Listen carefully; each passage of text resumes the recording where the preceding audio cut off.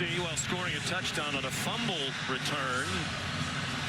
But they played very well without him. Played more than 3/4 of that game in Knoxville without him. Held the Vols to 18 points under their season scoring average in a big road win, 33-27, in which in the second half in particular, John Mateer looked like the Heisman candidate quarterback we saw in the first 4 games of the season before he got hurt. And it was understandable. There'd be a little rust coming back such a short period of time from when he broke that thumb to when he returned, and it took him a little time to get comfortable, but the command looked better last week. The velocity looked better.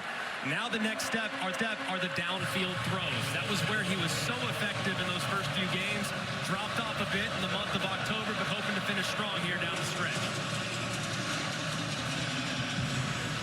Oklahoma won the toss and deferred, so Ty Simpson will get the ball first.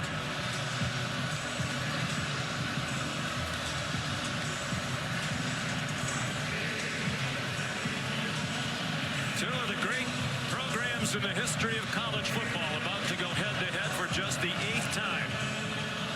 And a meaningful game for both sides. Tate Sandell kicks off. Has had a phenomenal season in his first year with the Sooners. Lazier Brooks is going to try it from a couple of yards deep in the end zone.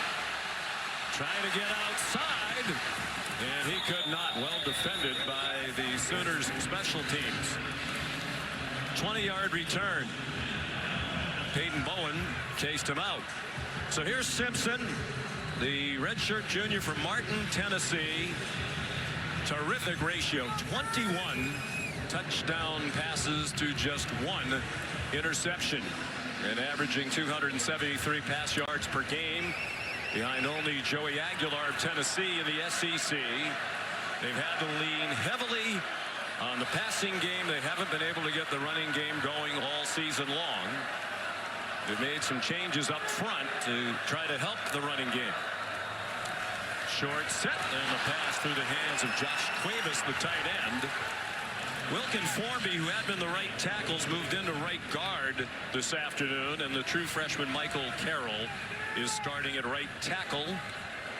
They're hoping that will help the running game. Jam Miller's the running back. Jeremy Bernard, the motion man. Miller stacked up after a 3-yard gain by Kip Lewis, the leading tackler for the Oklahoma defense. That's giving up just 14 points per game, 7th best in the country for Brent Venables, who calls the defenses. You can see already from Alabama to counter that aggressiveness, some tempo early.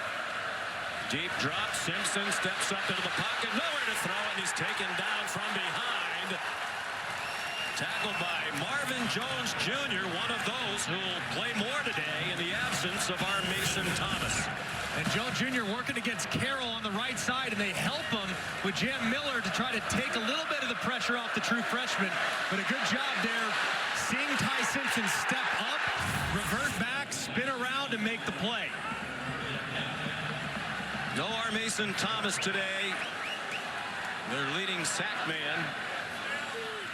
But defensive end, perhaps the deepest position group on the Oklahoma defense. Blake Dowd, a good punt. Isaiah Satania made the first man miss, and here he goes. Across the 40 of Alabama and tackled from behind near the 30.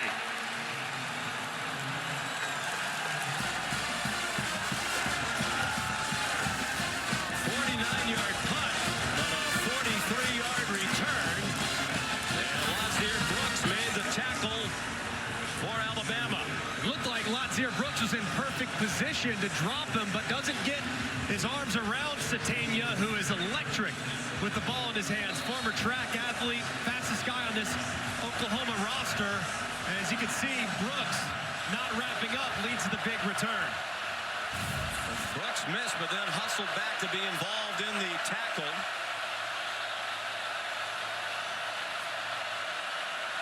So great field position for John Mateer in the Oklahoma offense. At the Alabama 30, play fake and a strike to Deion Burks. And he's down at the 12-yard line. Tackled by Justin Jefferson, the linebacker. 18 yards on the first play from scrimmage for the Sooners. And a nice job by Mateer, too, between two defenders. Bray Hubbard was on the outside. He saw that safety get down, threw it right around him for a good play. Great start for Oklahoma. 3 and out on defense. A beautiful punt return by Satania. Now they're inside the 10 as Xavier Robinson got stacked up by Deontay Lawson and Dijon Lee after a gain of 4. 64% for Mateer, who was outstanding through their first 4 games of the year, all of them wins, but he injured his thumb against Auburn, required surgery, missed an non-conference game against Kent State, returned in 17 days to play against Texas. They're just 2-2 in the last 4. He knows if I play at my best, we're a much better team.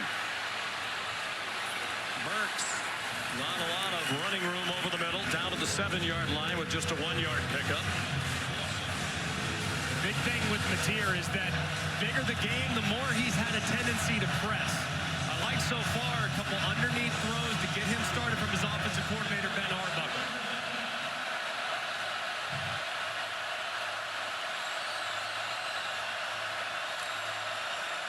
Third down and 5. They can get a first down at the 2. They're at the student section end of the stadium. 5 on the play clock.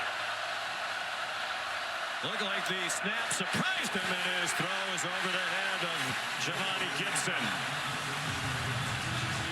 They're used to the noise. Mateer said 2 weeks ago that game at Tennessee was the loudest stadium he's ever played in by far.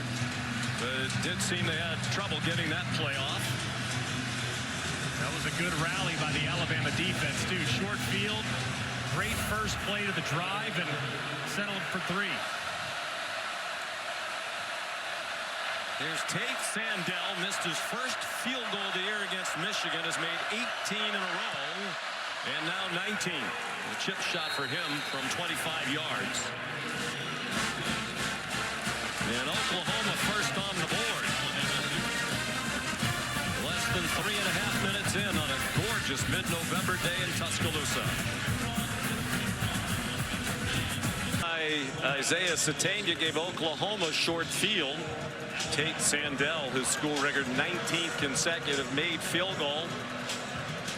I hope he's going to be the first Lou Groza Award winner in school history as the best kicker in the country. Hard to argue, particularly what he did 2 weeks ago in their last game at Tennessee, when he went 4 for 4.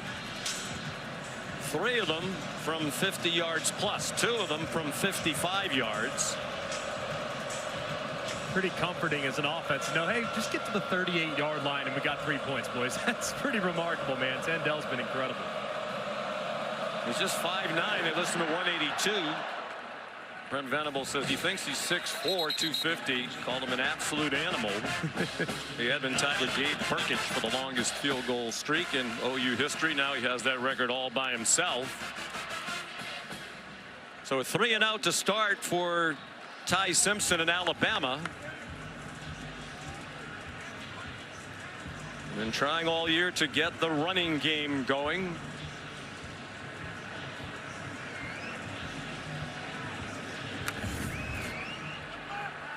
They're just averaging 106 yards per game in conference play. Not much better than that overall. Simpson swung down for a loss. Kip Lewis, a blitzing linebacker, with his second sack of the season for a loss of 7. And you see Kip Lewis just right off the edge right here, and Jem Miller tries to go and pick him up, but just whiffs. It's a great move and a good job of getting flat to drop Simpson. Out wide for Ryan Williams. He's in trouble and dropped at the line of scrimmage by Owen Heineke.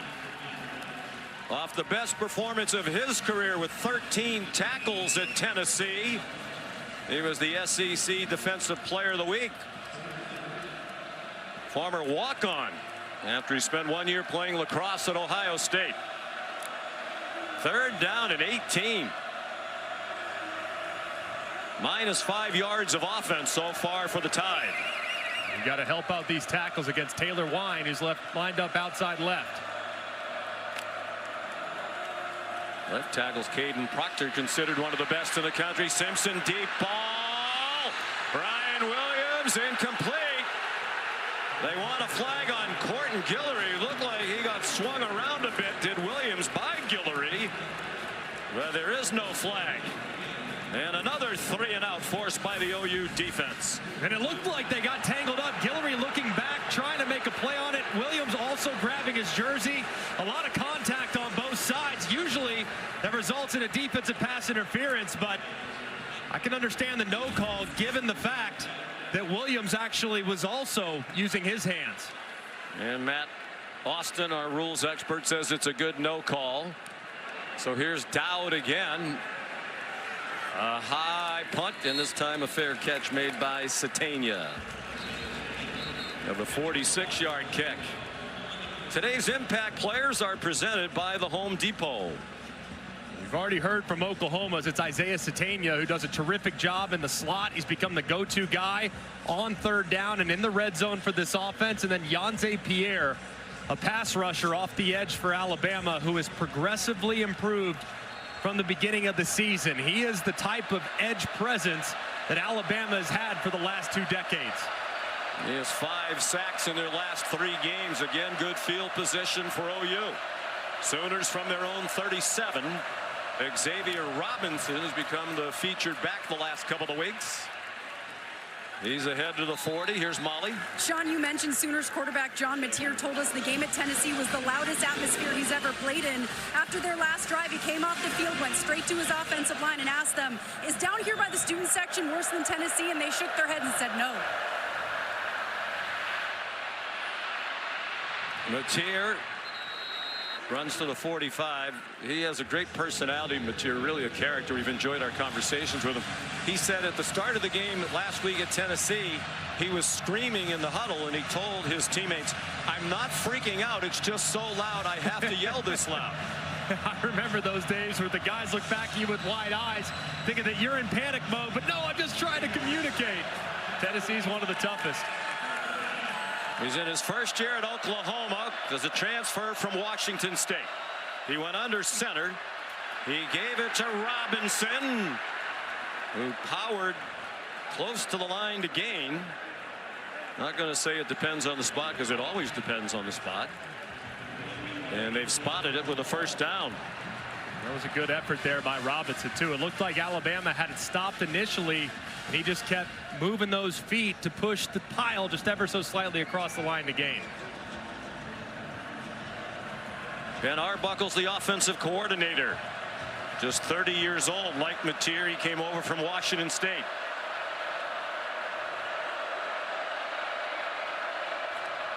Satania, the motion man. Robinson dances close to the 50-yard line. He's off back-to-back 100-yard games against Tennessee. He had 115. He had a career-high 119 against Ole Miss. I think they moved to Robinson. He's the more physical back. Now, if you look at Torrey Blaylock, great top-end speed, but they were averaging just 2 yards after contact per carry. They needed a thumper in there. Robinson's provided it. Now they toss it out wide. There's a flag down thrown by the center judge. There's another flag down at the end of the run. Mekhi Hill-Green made the tackle for the Alabama defense. Daniel Gautreaux is the referee today, leading this Southeastern Conference crew.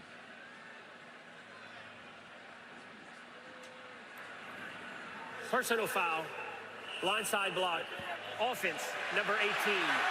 15-yard penalty from the previous spot, remains second down. Caden Helms, one of their tight ends. Brent Venables doesn't like it.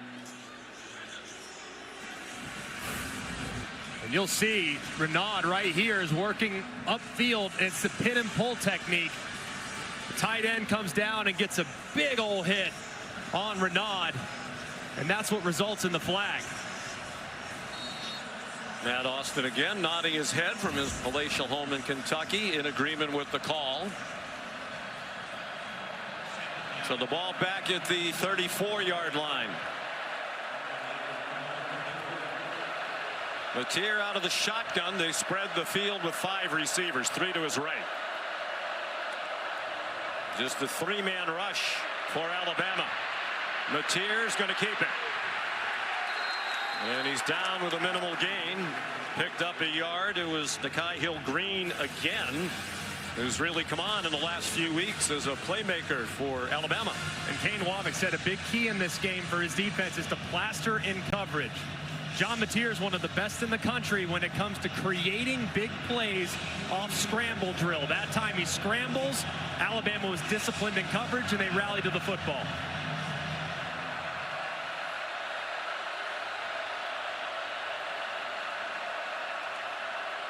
On 3rd and long, a quick hitter to Satania.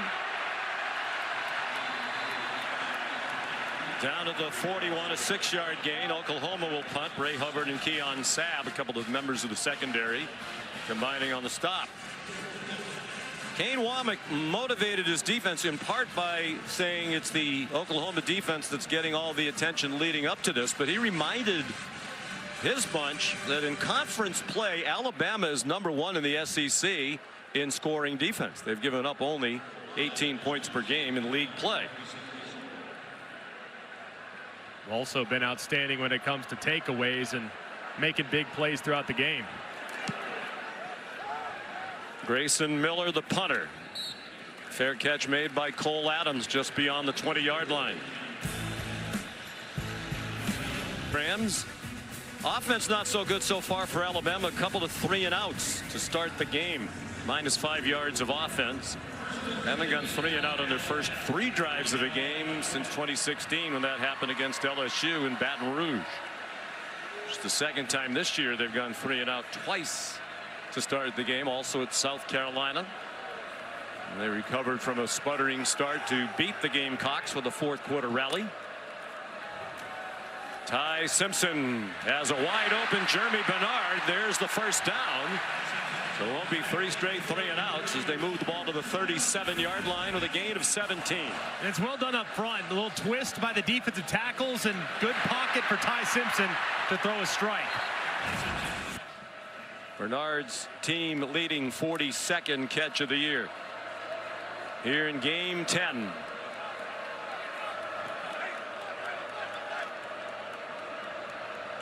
Daniel Hill, the running back now.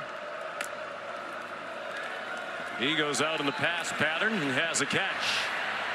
Tough to tackle at 244 pounds. They finally got him down at the 45-yard line. Kendall Daniels and Michael Boganowski. That's now twice in a row in which Ty Simpson had a clean pocket to operate from, was able to scan all the way back to his check down and find an easy completion. Now Hill straight ahead for a yard. They're averaging 3.5 yards per carry. Ryan Grubb, the offensive coordinator, that would be the worst for an Alabama team since 1998, where they've been winning without the run game. In the pistol now with Hill behind Simpson. Looks like direct snap. Yep, they're trying to fake him. Simpson walking toward the sideline. Hill picks up the first down with the direct snap. I think that's the next step for this Alabama offense. They're probably not going to be a group that runs for 150, 200, but the backs now have to get very comfortable picking up what you call dirty runs. It's not going to be well blocked all the time. You get to run through the opponents from time to time as well, and the big 240-pound Hill powers his way for a first down. He's getting more time at running back. Hill, 7 carries in their last game against LSU. Here last Saturday night, that was a season high. Simpson stepped into the pocket. Bernard again. First down, Alabama, 37-yard line of Oklahoma. Cortland Guillory and Michael Boganowski there. 15 more for Simpson and Bernard. And a big part of this offense today will be pure progressions from Ty Simpson. You see his eyes scanning from one side of the field to the other, working against this zone defense. Ryan Grubb told him, don't hang on to the ball too long. And Ty Simpson says he's aware that when you play Oklahoma, you can overthink it anticipating all the looks that you're going to get. Daniel Hill, good footwork there. They've been waiting for some backs to make somebody miss. He did on his way to a 7-yard pickup. That was well blocked up front by Alabama. They pulled a couple of their offensive linemen and kicked out the end of the line of scrimmage, and Hill rolled right inside for a positive first down run.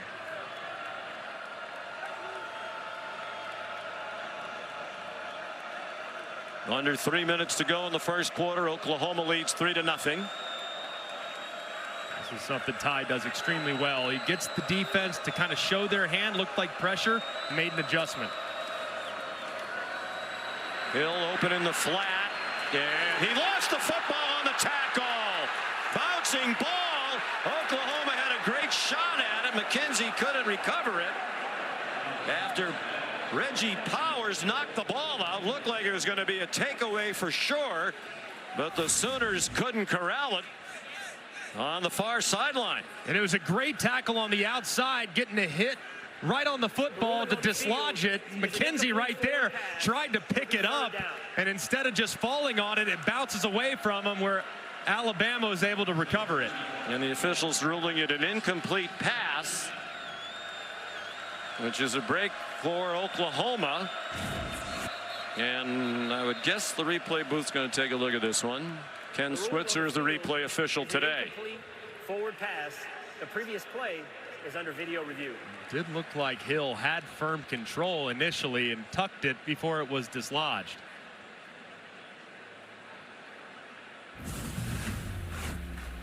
And here he is.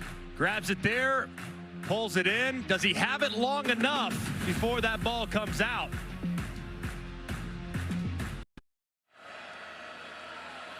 While we were away, this play was ruled a catch and a fumble, and then a recovery by Alabama inbounds by Lottie Brooks, which is a key part of it. Matt Austin, what do you think? Yeah, Sean, this play could have gone either way. I do think the receiver got both hands on it, got firm control, turned his body upfield. Defender made a great play by making the tackle.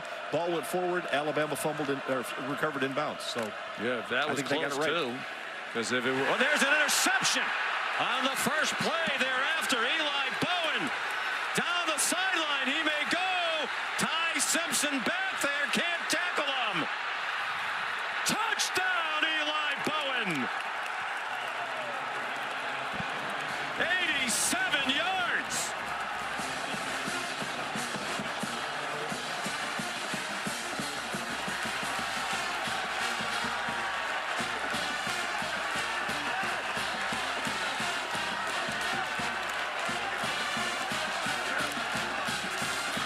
Right after Alabama caught a big break, they actually gained 7 yards on the fumble. Simpson throws just his second interception of the season. Bowen has his second career INT, both of them against Alabama. He had one in their win against the Tide last year in Norman. And the extra point by Sandell makes it 10-0 in favor of Oklahoma.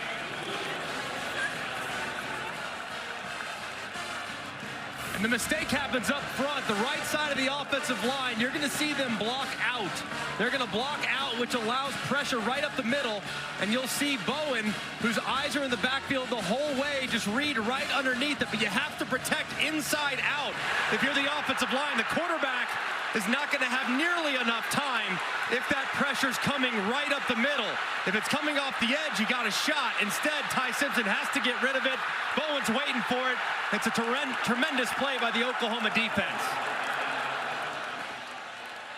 Eli Bowen noted during the week that Oklahoma is the homecoming opponent. Usually you schedule somebody you think you're going to beat. Bowen said they scheduled us for a reason on homecoming. We'll see about that.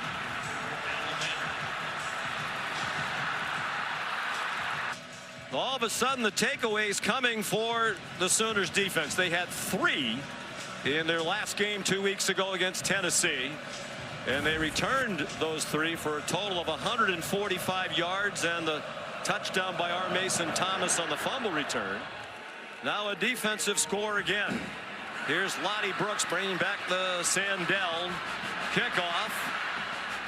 He went speeding along to the 28-yard line. They have just 8 takeaways all season, but 4 of them have come in the last 2 games. The 3 at Tennessee, the pick by Bowen, brought all the way back by the sophomore from Corinth, Texas.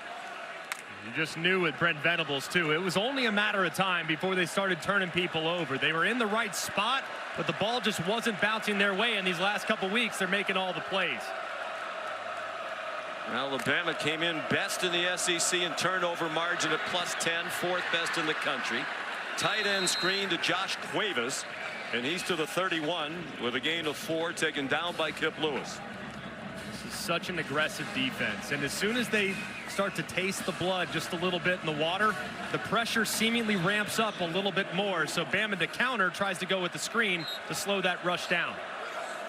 Some late substitutions by Alabama. This gives Oklahoma a chance to substitute, and they're being told to take their time substituting, hoping if they milk enough clock that Alabama's going to have to use a timeout. Fans booing. Simpson, aware of the play clock, needs to snap it. High throw caught by Bernard. Now the ball squirts out at the end, and the officials are ruling Bernard down with a first down at the 42-yard line. Robert Spears Jennings made the stop. An 11-yard gain and very nearly another turnover by the Crimson Tide. Bernard secures it there, goes down. Where's the ball? Yes, his backside is down before that ball comes out. You had possession down on the ground, and then it comes out. So 3 quick catches here in the first quarter for Bernard. We're down to 35 seconds to go in this opening quarter. Pistol with Jam Miller back at running back. And he got stood up at the 44-yard line by David Stone, the mammoth defensive tackle sophomore, 6'3", 310. And a midseason All-American by the Associated Press after he played sparingly last year as a freshman as a 5-star recruit. He has come on. And he goes vertical into the backfield. Not much you can do about it as an offense. It's the end of the first quarter. Oklahoma trying to make a statement to the College Football Playoff Committee on this statement Saturday. Leads 10-0. ESPN's presentation of college football on ABC will return after this message and a word from our ABC stations.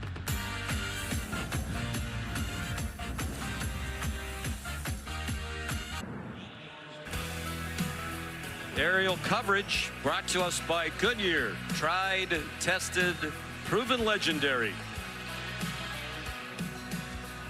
What a gorgeous day. Temperature in the mid-70s here in Tuscaloosa. Oklahoma trying to spoil homecoming. Alabama, the biggest deficit it has faced since it trailed by 17 in that opening loss at Tallahassee. They lost by 14 to the Seminoles. They've won all 8 since. Jeremy Bernard, good run after the catch and a first down. Oklahoma saying it has the ball. The officials saying no. And it is a first down by about the nose of the football. And Oklahoma just punching at that ball. Left knee is down before it comes out, though it looked like from Jeremy Bernard, but another close one. It did appear the knee was down just before the ball squirted out. And Oklahoma frustrated about the lack of takeaways through the first 8 games, making up for lost time in the last 2.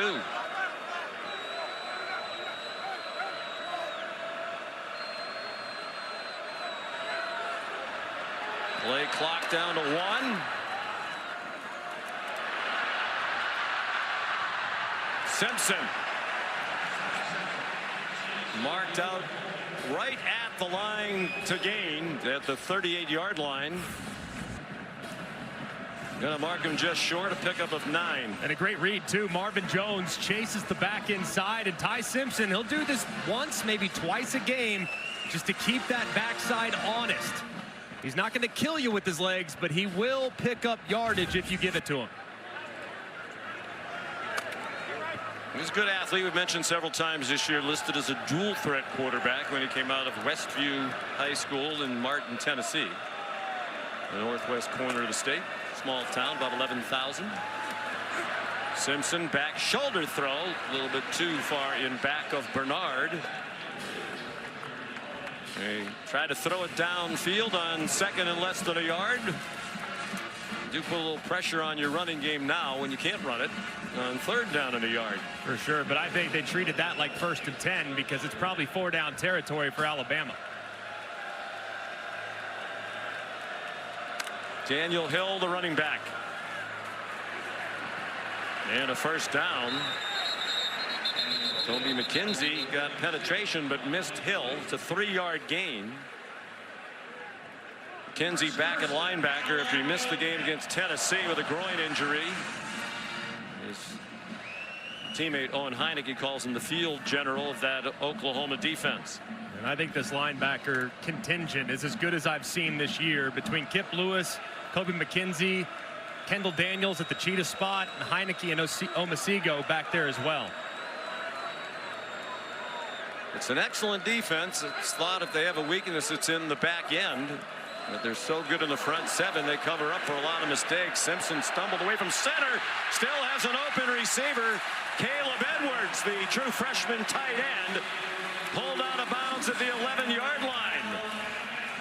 Not sure that's the way they drew it up, but it's a 25-yard gain for the Tide. It might have been, though, Sean. Look at this. I mean, Jam Miller goes down on the ground as well, pretending as if it's a fumble. Oklahoma actually played it pretty well. That might be the best acting job I've seen all day by a quarterback. Yeah, I guess it was the way they drew it up. They both stumbled. Ty Simpson, a pretty good actor. I mean, that's about as close as you can be to falling down without falling down. He tried to zip it into Isaiah Horton. I'm always looking. It looked like that left foot did get a little bit, so maybe it was slightly less agile than you anticipated, but good job regaining focus after what was an interesting call by Ryan Grubb. So you still think that was intentional? I do. I actually do, especially looking at Jam Miller diving on the ground. 10th play of the drive. It is Jam Miller.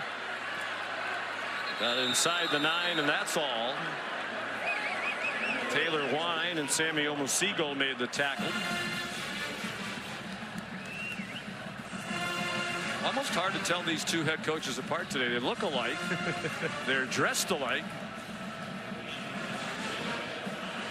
Both very different mentalities, though, with Kalen being an aerial assault offensive mind and Brent Venables just relentless in his pursuit on defense. Of course, Kalen DeBoer has to wear that black hoodie.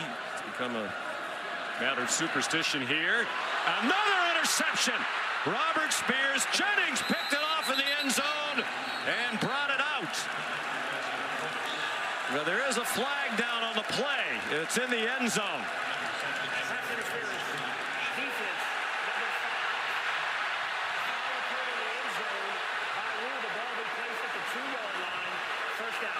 An enormous call against Kendall Daniels, negating the pick by Spears Jennings, who had one in their last game against Tennessee. And what's crazy is it was really unnecessary. You'll see him engaged right here, but it doesn't matter because over the top, Spears Jennings going to intercept this pass anyways. That ball's thrown way inside. It's a bad decision, but either way, big bailout there for the Crimson Tide.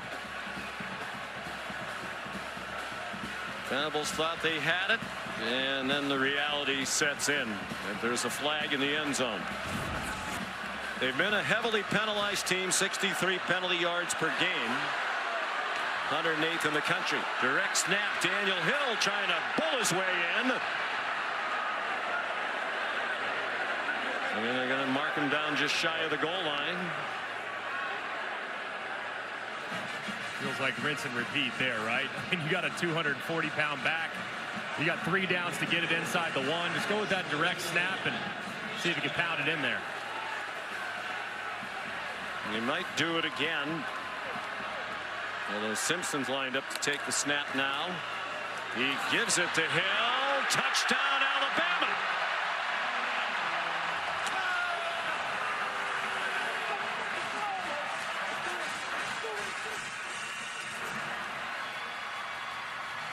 Third rushing touchdown of the season, 4th overall for the sophomore from Meridian, Mississippi. Capping a 12-play drive, they went 72 yards, had it for nearly 6.5 minutes.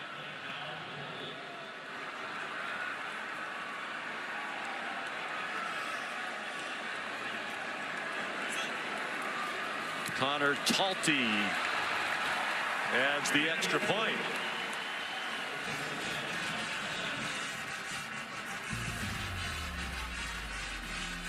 They run the ball into the end zone to the delight of Ryan Grubb. If Alabama, we want to know what was the last team to beat Alabama in a homecoming game. Oklahoma trying to do that today.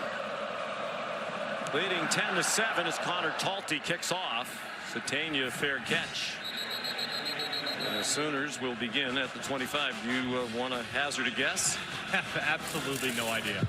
I'm going to say it was like 2003, though. That's my guess. I'm going to say 2002 or 2003, the year. Oh. 2001 to LSU. They've won 22 straight homecoming games since. They didn't have a homecoming game in 2020 because of COVID restrictions. Makes sense. Who was on the other sideline? Looked like Coach Saban probably there for LSU. There's Saban operating efficiently today. The coach back here at Saban Field from game day in Pittsburgh this morning. Almost an interception by Justin Jefferson. So turnovers and near turnovers and negated turnovers. And it's 10-7 OU. And he does a great job watching the eyes of John Mateer, who's trying to throw one out to the right on an in-breaking route. Just can't quite secure it, but a great effort.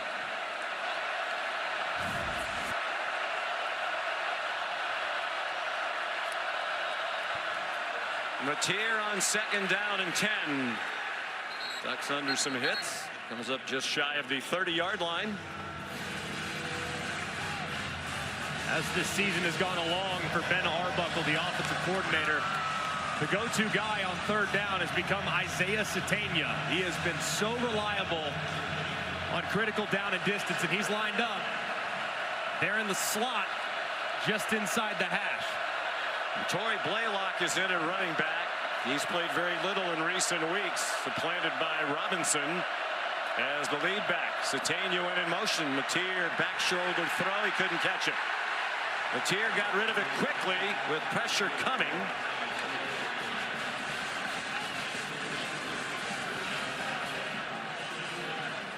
Just a throw that's off the mark from John Mateer. Satania's working on a little vapor trail hitch. He thinks he's going to sit it down a little sooner, but Satania does the right job getting a yard past the sticks, and it results in the incompletion. Aaron pass leads to a punt by Grayson Miller. Transfer from Division II Central Oklahoma. Both punters today are D2 transfers. That's a good one, driving Ryan Williams back to the 17-yard line. Adams trying to block for him. Now the ball's out at the end of the return at the 30. No whistles yet. Sooner sideline convinced they have the ball, and they do. Jaden Hardy knocked it out. Sammy Omosigo recovered the fumble.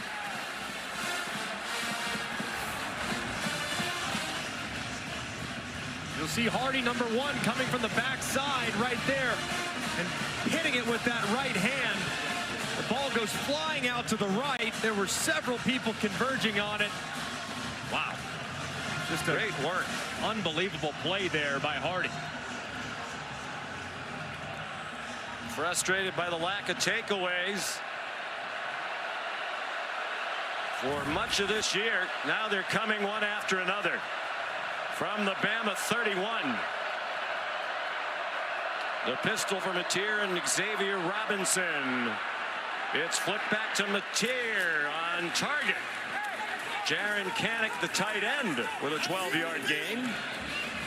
So both offensive coordinators a little bit tricky. That was well done there by Matier, too, because that play took forever to develop. He took a big shot at the end of it. Ben Arbuckle was brought to Norman, Oklahoma for his creativity and the way he really empowers quarterbacks and wide receivers. 12-yard gain. Matier through a hole inside the 5. Touchdown!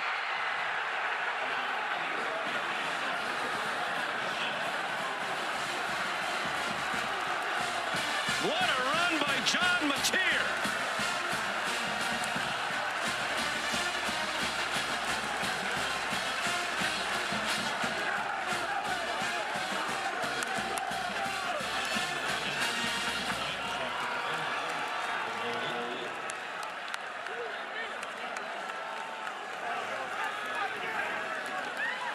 Tate Sandell for the extra point. Alabama so good all year at not turning the ball over. Hurting themselves today, and Matier takes advantage. And Oklahoma gashed Alabama with quarterback run last year. 131 yards on 25 carries. They're back at it again in 25 as Matier catches it in for a 10-point lead. John Matier gives a 10-point lead because of beautifully blocked quarterback counter by Oklahoma's offensive line. Really well done by the left guard, Pierre Louis, kicking it out. Jared Kanik, he gets a wrap on the linebacker. And then Matier cuts it back right off Justin Jefferson for a big play where he's one-on-one with the safety and pays it off. Great feed by Matier as well. He jumped over Nikai Hill-Green, who had a chance to make that tackle near the line of scrimmage and did not. Lottie Brooks to the 21-yard line. Tackled by Jaden Hardy, who made the big play on the punt return a moment ago. Here's a look at our high-speed highlights brought to you by T-Mobile 5G home internet. Ty Simpson with his team down 3-0. Through a pick six. Eli Bowen, his second interception as many seasons against Alabama. Both of his career interceptions against the Crimson Tide. Then another takeaway. Hardy the punch out. 2 turnovers by Alabama turned into 14 points for Oklahoma. Simpson man open. Ryan Williams a leaping catch. And Bowen swings him down at the 40-yard line. 38-yard gain for Alabama. That's a big-time throw for Ty Simpson. That safety over the top is about to take out Ryan Williams. He holds him up just enough as Bowen goes flying by. And a nice bounce back from Alabama's offense. It was Peyton Bowen who went flying by. Brother Eli made the tackle. Daniel Hill shifts to the right hip of Ty Simpson, who's 10 for 15 for 131 in the interception. Jeremy Bernard will be given forward progress to the 35 for a 5-yard gain. Thing about this Alabama team this year and just how different they were from a year ago is that you can punch this group, but however, they are now capable of punching back. A very resilient group, and every single coach on the team always stresses just how tough they've been mentally throughout the year. Not the case last year for most of the season. Recent evidence of that attitude, the come from behind win at South Carolina when they were down by 8 with under 10 minutes to go. Brooks, he's become more of a factor in the passing game in recent weeks. He got a first down to the 29 with a 7-yard gain. He had 4 catches against LSU to lead the tie. He's such an explosive weapon, and they're very excited about his future. If not for Ryan Williams, he'd be the most explosive weapon on offense. Timeout. Oklahoma. It is their first. Sooners leading by 10. 7 minutes to go in the half. You're watching Peloton Statement Saturday. Georgia, also available on the all-new ESPN app.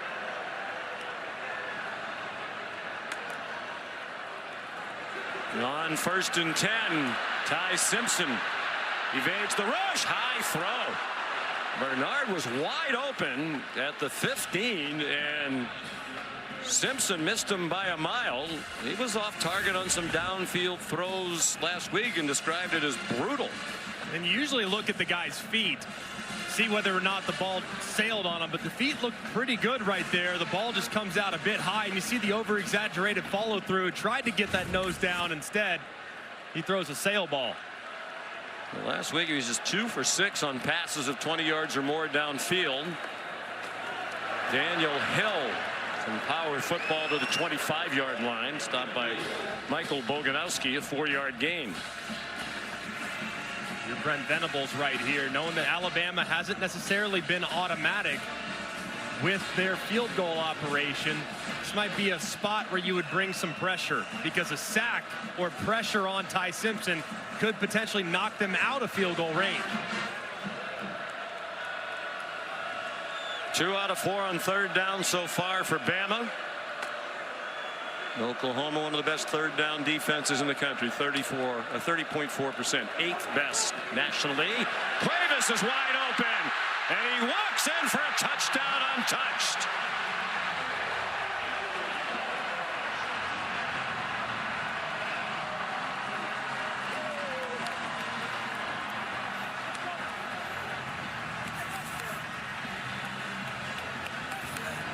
Ty Simpson loves Cuevas. He says he's playing at an All-American level at tight end.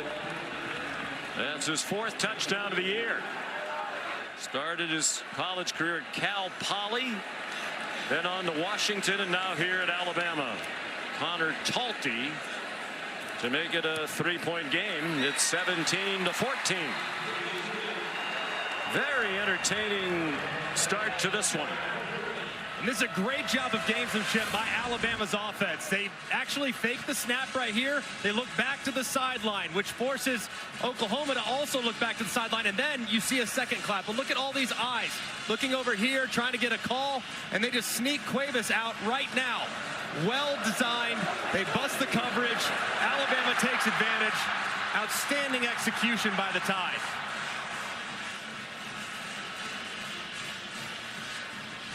Very tricky today, Ryan Grubb and this Alabama offensive coaching staff.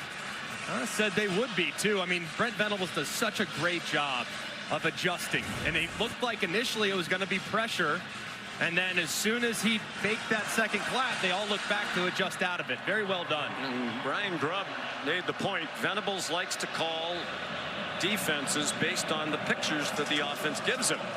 So you got to look at that formation. And on the clap, they looked over to Venables, thinking they had time. They did not. Jacob Jordan, a fair catch of the kickoff by Talty. So Ty Simpson on that drive, 4 out of 5 for 74 yards and the touchdown. And now it's John Mateer's turn. They have more return yards to the Sooners than they have yards on offense. 51 more return yards, 129, then there's 78 yards on offense.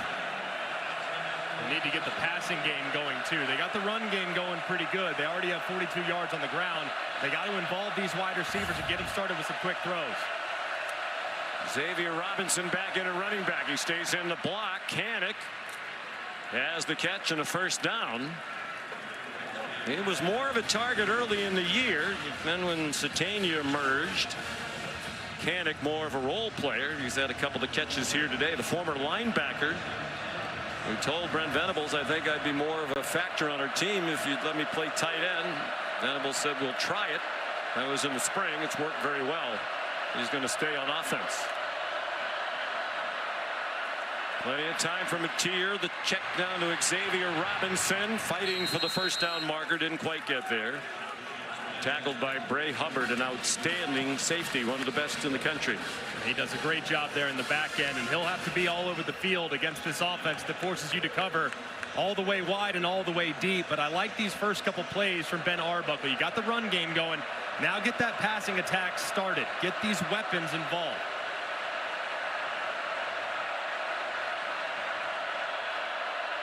Oklahoma off a bye week. Robinson bangs off a couple of hits and has a first down across midfield. Ben Arbuckle took advantage of that bye week to celebrate his wife Lauren's birthday by throwing hibachi night, which I guess has become a thing. I thought he said bocce night when we talked to him. He seemed a little young to be a bocce player. Bowling balls around the yard there in Norman. Hang on, bocce knows no age difference. No. My kids love it. It's the best. But yes. Arbuckle told us he's a golfer, tennis player, but he's a big pickleball player. Robinson tackled around the legs by Domani Jackson, who lost his starting corner position. They had a nice night at the Arbuckle house. No, based on where he started and coming up, I mean, the guy to think that he's just been coaching starting in 2018, it's pretty remarkable to see where he's at and the success he's had.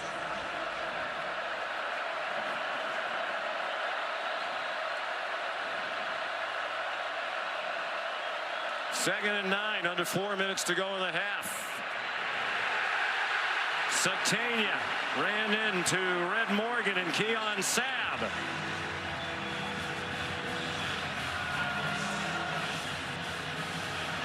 Oklahoma trying to go fast to keep Alabama from substituting their pass rush package. And they forced with that pace Timeout. Alabama into a timeout. It is their first. It will be 30 seconds. With 3:32 to go.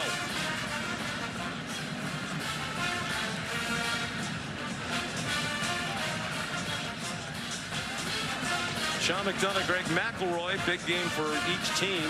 Oklahoma, number 11 in the CFP. When you factor in the automatic bids, that they would be the first team out of the college football playoff right now. Big chance to enhance their resume with this opportunity today and the remaining schedule. I think they're a really good football team, particularly when Mateer's healthy. Yeah, and I think if you look at some of the performances where he wasn't at his best, you saw the offense really suffer. But this is why this guy was one of the top recruits in the portal this past year, is his legs and his willingness to test defenders downfield.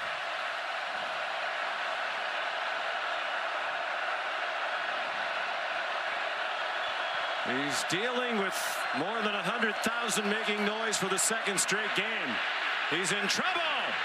Throws it out wide. There's a flag down. He basically got rid of it in the direction of Torrey Blaylock. Yanze Pierre was bringing the heat.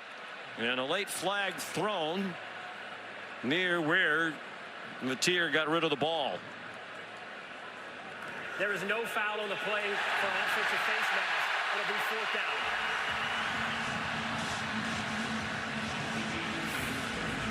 Looked like as Yanze Pierre was going after Mateer, he does touch the face mask, but did he grab it? Didn't look like he did.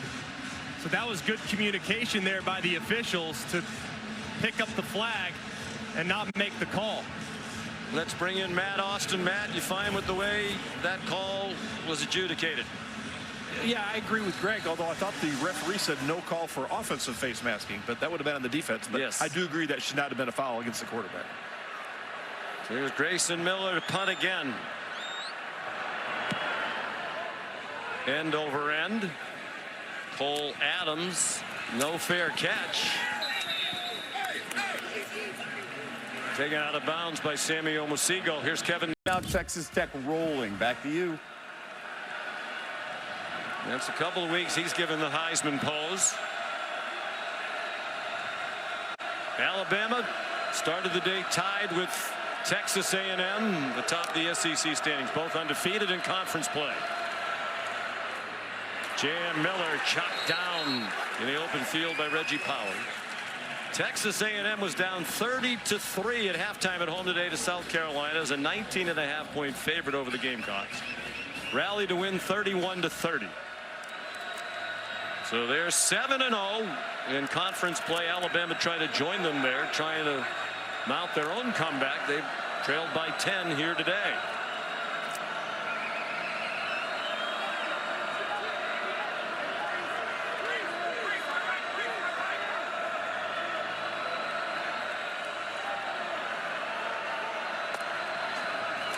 Simpson, here comes a blitz. He got it off. Cuevas again. Finally taken out of bounds after he picked up the first down. Jaden Hardy got him across the boundary. It's a 13-yard gain, and Simpson wants them to line up quickly. And a great job, too, by Ty, seeing Robert Spears-Jennings coming off the edge. He's unblocked. He's got to work the hot route. Hot route he does. Hits Cuevas on the back shoulder. 3 catches for Cuevas, 27 for the year, their third leading receiver. Ryan Williams slides down with an 8-yard pickup. That'll take us to the 2-minute timeout. This is the 2-minute timeout. Oklahoma leads 17-14. You're watching the SEC on ABC, presented by Burger King.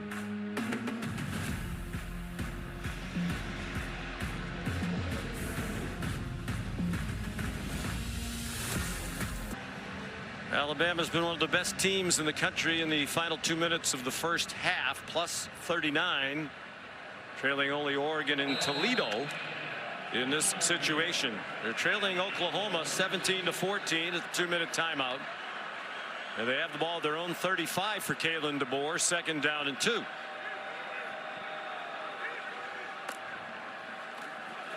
Play action pass, Ty Simpson. Cuevas again. Dragging tacklers with him close to midfield. They'll give him the 49. 14 more. Simpson to Cuevas.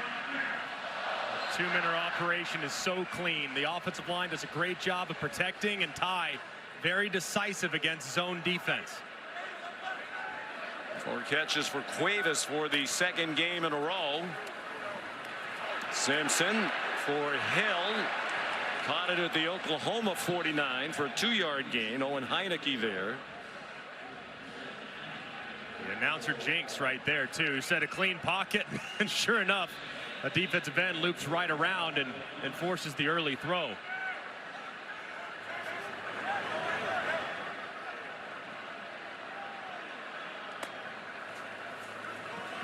Two timeouts left for each team as Hill turns the corner.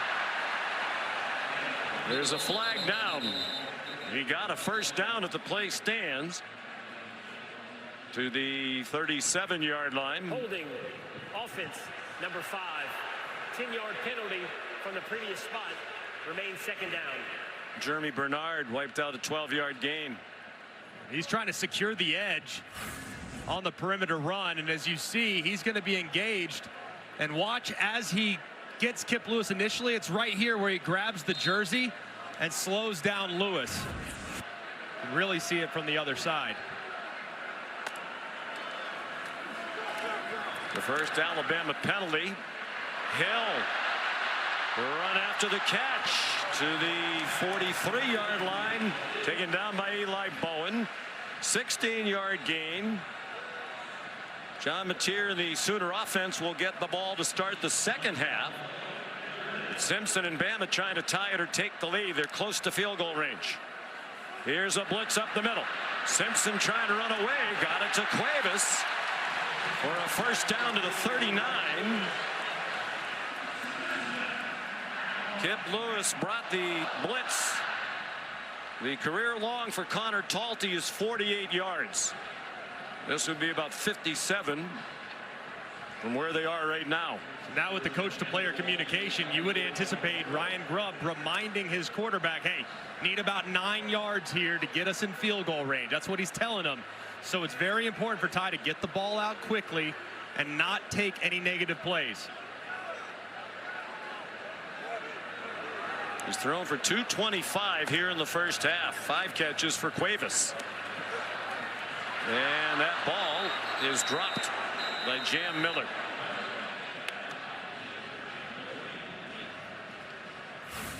Like Jam Miller just tried to start running. It was a pretty well thrown ball to the upfield shoulder, and Jam just turns his head right before the ball arrives.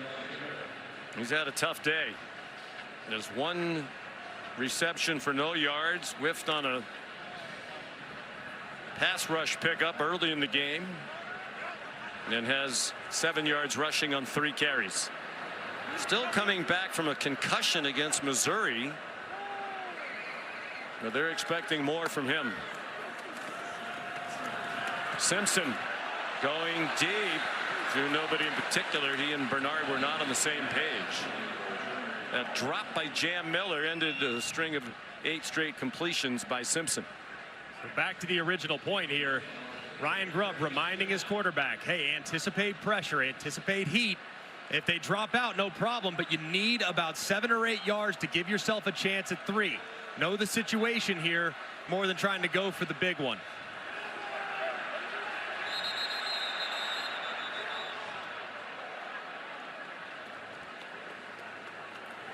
Timeout. Oklahoma. It is their second. There will be 30 seconds.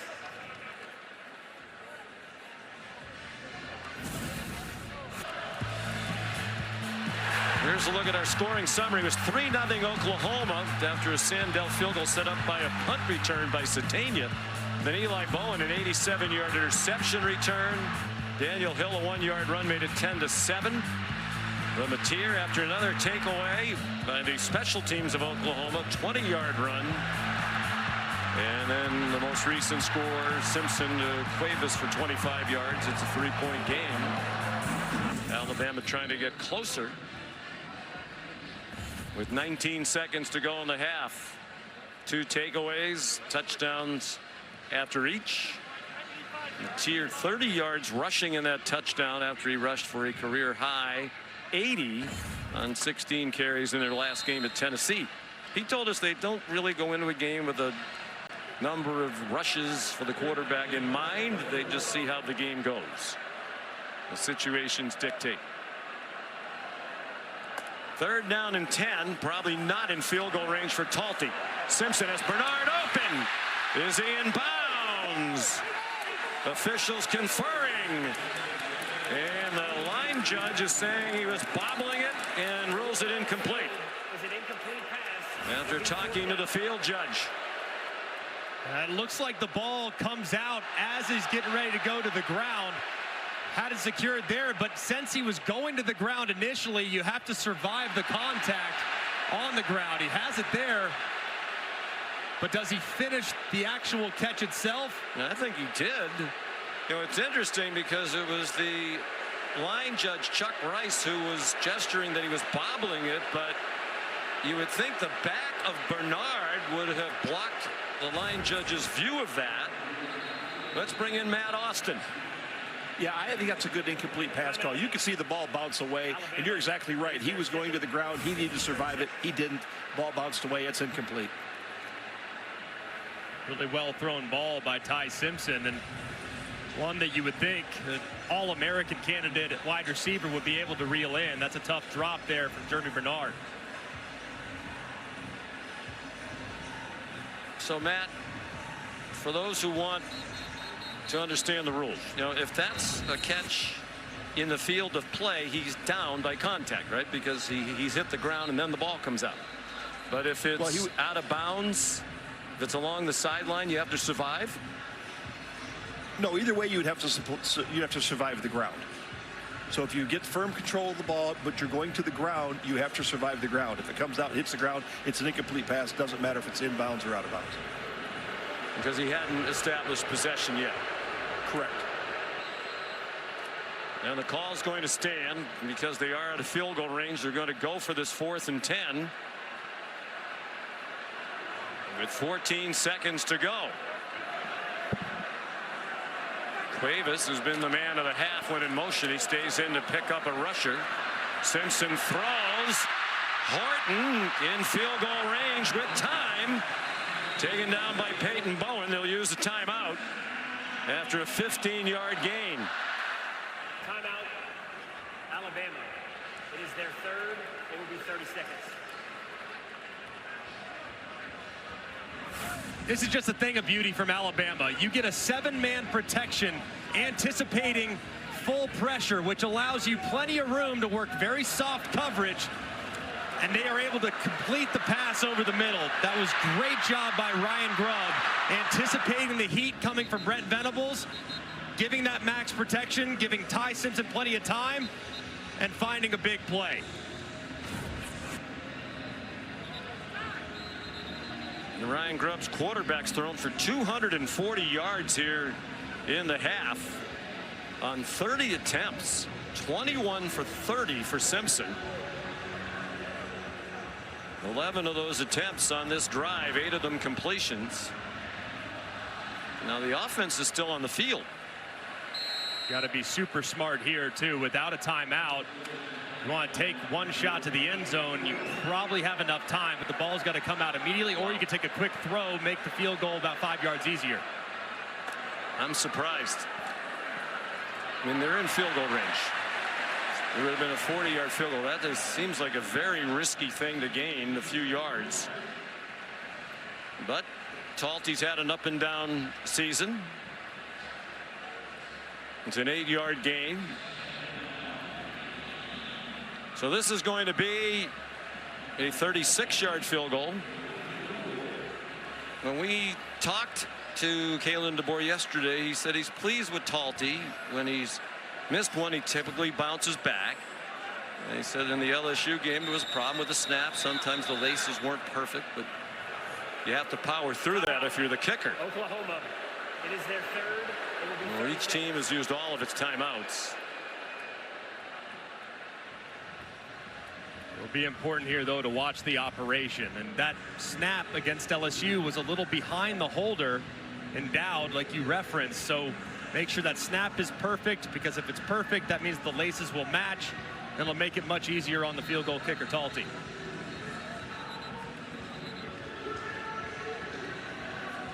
Our crew during that LSU game last week had a great shot at Talty after he made a field goal late in the game, visibly annoyed, I think because the laces weren't where they should have been. Laces out, Dan, right? Ace Ventura. You ever see that movie? Yes. Oh, high snap, and it's hooked wide left. And that wasn't close. And you can see Talty really upset now with the snapper, David Byrd. He's letting him have it. And the snap is definitely high. It just throws off the operation. Kicking is all about rhythm. And you can see the high snap. It's corralled by Dowd, but it just hesitates Talty just enough to throw off his confidence when making the strike. You got to push through it if you're the kicker, but either way, the snap certainly impacted Talty's approach. It looked like Taylor Wine might have gotten a piece of that. Here's Molly. Coach, thank you for your time. I know you were really frustrated at the end of the half. Why? We're just a little leaky in our coverage there. You know, we got to tighten things up. We had an adjustment issue on 2 plays prior to that, so we got to clean that up. I thought that, again, fortunately, they missed the field goal there. It has been a little inconsistent, from the 30-yard line out. All right, thank you, Coach. All right, appreciate it.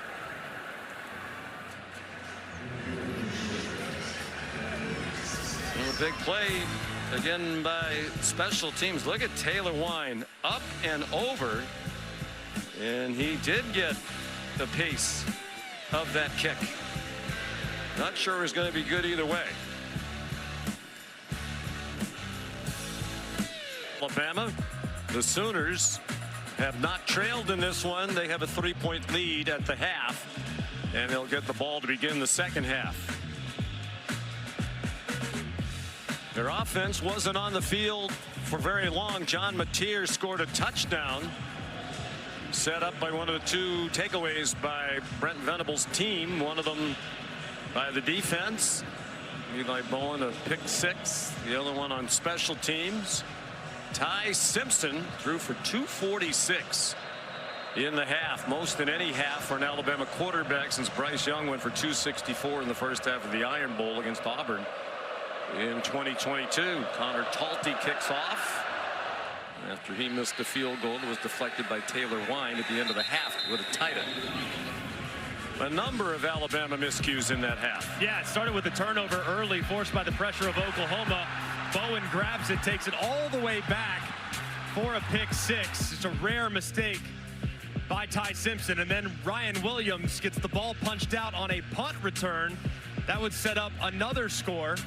And then a high snap leads to a pulled kick that would have tied the game right before the half. So a number of mistakes from the Tide have them in a hole.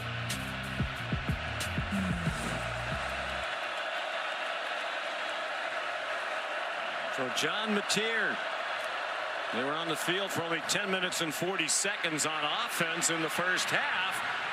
Isaiah Satania to the 46-yard line.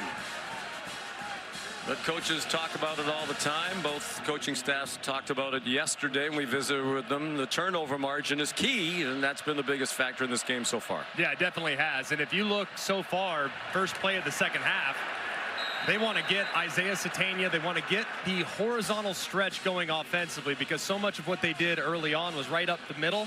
Now they got to attack the perimeter. That's where Alabama might have some room. Xavier Robinson, an 8-yard rush.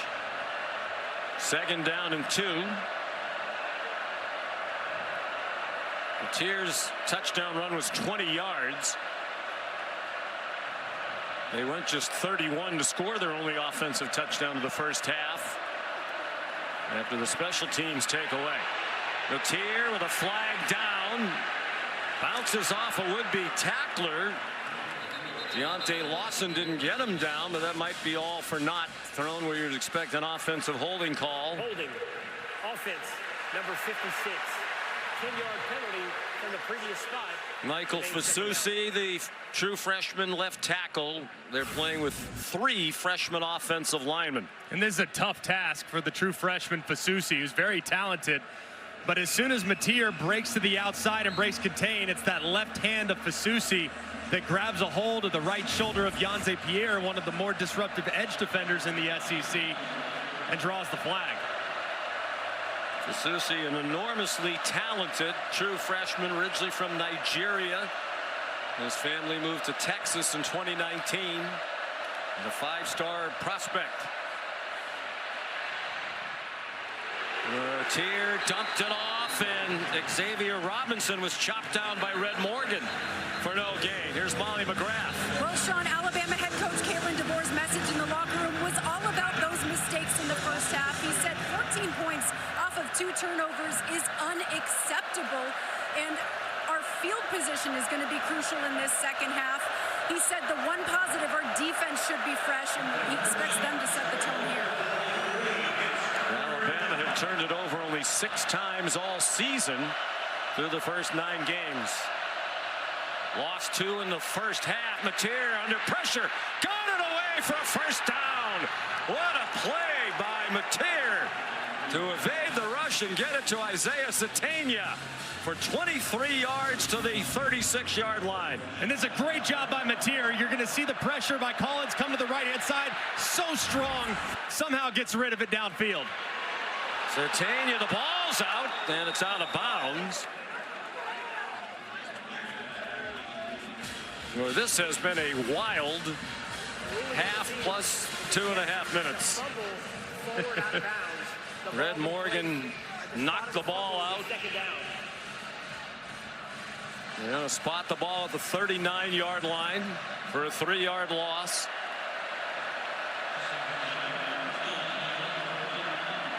This is just about field goal range for Tate Sandell. Mateer has Blaylock in the flat, getting pursued by Keon Sabb. He didn't get rid of the ball, and Sabb yanked him down.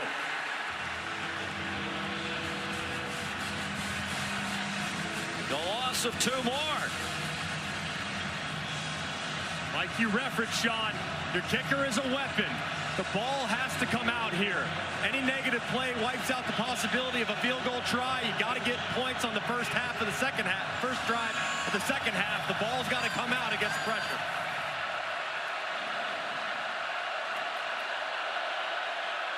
That goes in the books as the first Alabama sack. Mateer, short set. And the play goes to the 34 to Jermichael Carter. The transfer from McNeese State, 7 yards. And it does get them back into definite field goal try range for Tate Sandell. He's made all 6 from 50 plus this season. This would be 52. He made 2 55-yarders in their last game at Tennessee and a 51-yard boot. My goodness, he has a lot of leg. And that one's good. 7 for 7 from 50 plus.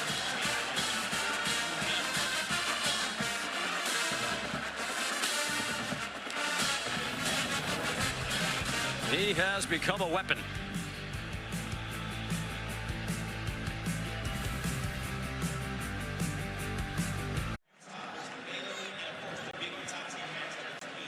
You're watching Peloton Statement Saturday. Oklahoma trying to make a statement. Number 11 in the CFP. Right on the fringe of being in the 12-team college football playoff.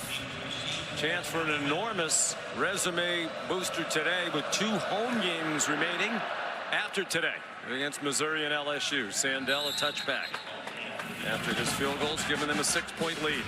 Ty Simpson had 246 yards in the first half through the air, and he's been great with his eyes. This defense requires you to be very quick with where you're getting to your reads. You got to get off 1 quickly, get to 2, get to 3. He's done that beautifully, and then taking advantage of a busted coverage as well. Hits Cuevas.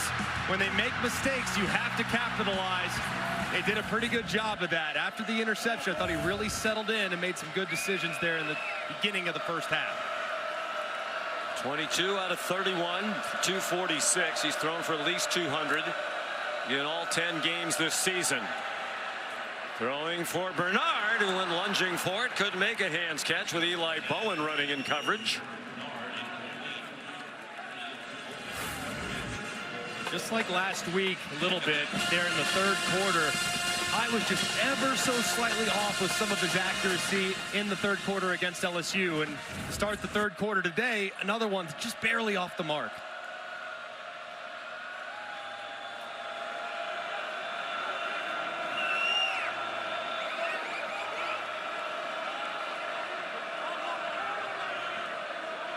Daniel Hill, the running back. They give it to him. He bounces outside. Daniel Hill across midfield. They're going to mark him out at the 47-yard line of Oklahoma for a 28-yard run. This is a great job taking advantage of numbers. You have just 3 guys on the right side of the center. That means you can hand it and have plenty of room. Attacking space. And this right side of the offensive line with Michael Carroll starting at right tackle and Wilcom Formby, normally the right tackle, sliding into guard. They've done a pretty good job securing the front in the run game. That's the longest run of Hill's career.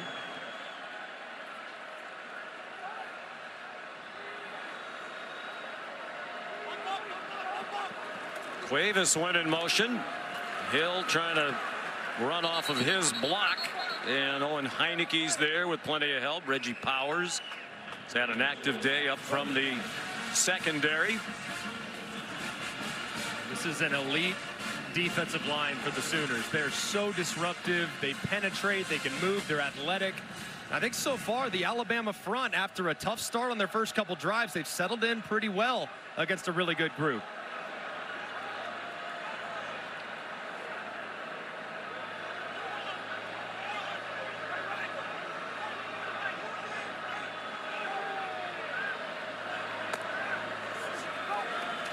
Simpson to Cuevas, up and over after the catch, down the sideline, and then a big collision with Robert Spears Jennings.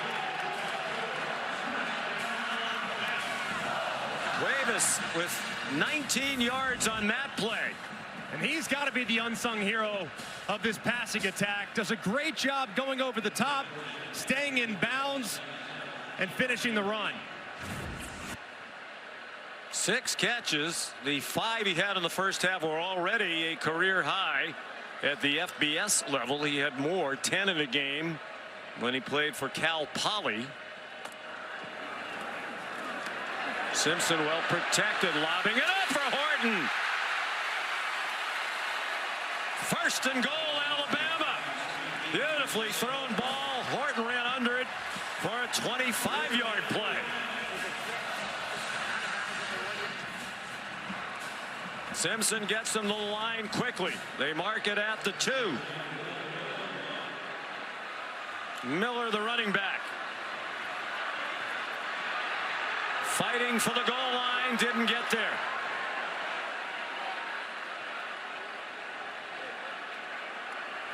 Grayson halted the forward advance. Where is he in the wash? As you can see him right there. But it does look like it's a good call. That body was down before the ball crossed the plane. Halton, one of those big bodies, a defensive tackle in the middle of that Oklahoma defense. They have Hill back in. He's going to take a direct snap. Ty Simpson wide to the left. Touchdown.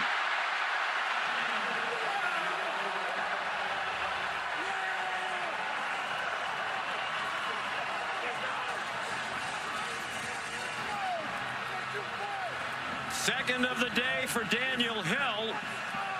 And now they're an extra point away from their first lead of the game.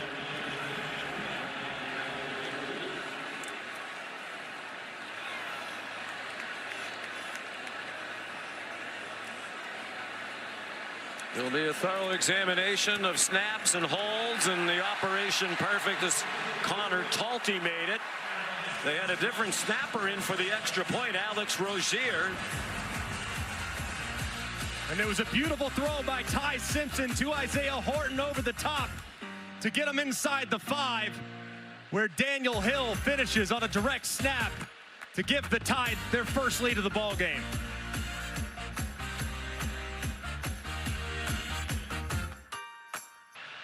It's such a big time play by Ty Simpson. This is all out pressure. Look, you know it's coming. So Ty Simpson says, hey, guys, calm down. Hey, check. Hey, I'm going to bring in my tight end. He's going to block the game man line of scrimmage. I'm going to protect myself here. And now I know that they're going to be squatting because they're anticipating a quick throw. I throw a deep ball over the top. It's perfectly placed. And the AT&T Connected Cam shows you just the incredible next level knowledge of Ty Simpson making that adjustment. So Alabama leads for the first time today. Midway through the third quarter, Jacob Jordan, a fair catch of the Connor Talty kickoff. And it goes back to what you said earlier, Greg, what Kalen DeBoer talked about yesterday. Last year, didn't have a lot of faith in their ability to rally when things were going well. This year, they expect to respond, and they have again today. This was going to be a game of adjustments too. Oklahoma coming off the bye week, you knew they were going to have a couple wrinkles. It's a really well-coached football team on both sides. They were going to have some change of pace elements to their game plan. I think both sides have adjusted beautifully.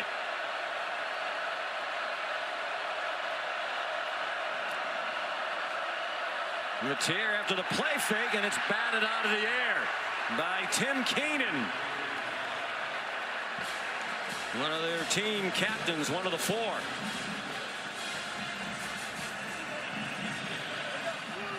Like at some point here from Ben Arbuckle, haven't seen much of a commitment to the run game, especially the quarterback run game here in this football game. Matier does have 5 carries, but a couple of those were in scrambles, so I want to see a quarterback run here at some point on this drive.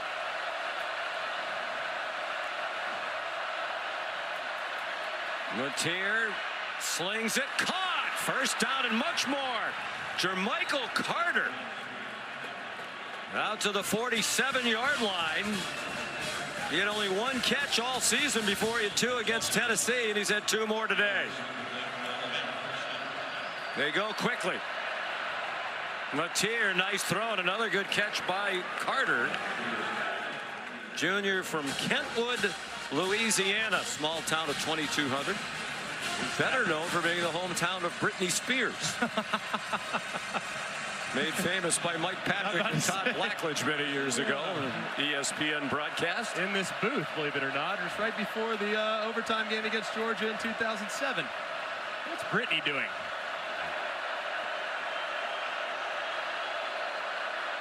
Gotta love what a gamer Matier is, the ability to change the arm angle and deliver the football. The former standout shortstop in high school, thought he might play baseball in college.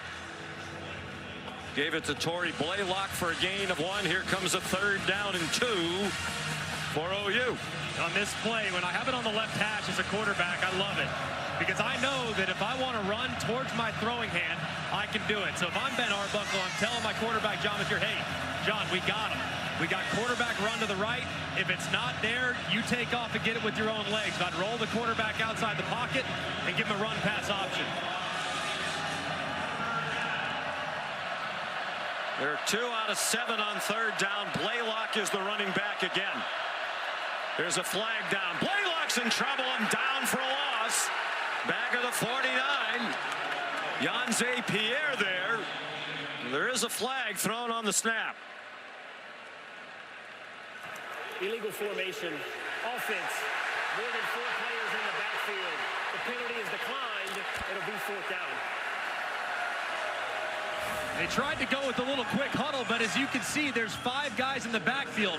It's on number 84, Carter, that has to check in with the lines judge and say, hey, I'm on the ball. As you can see, he's just off, and that's what leads to the legal formation.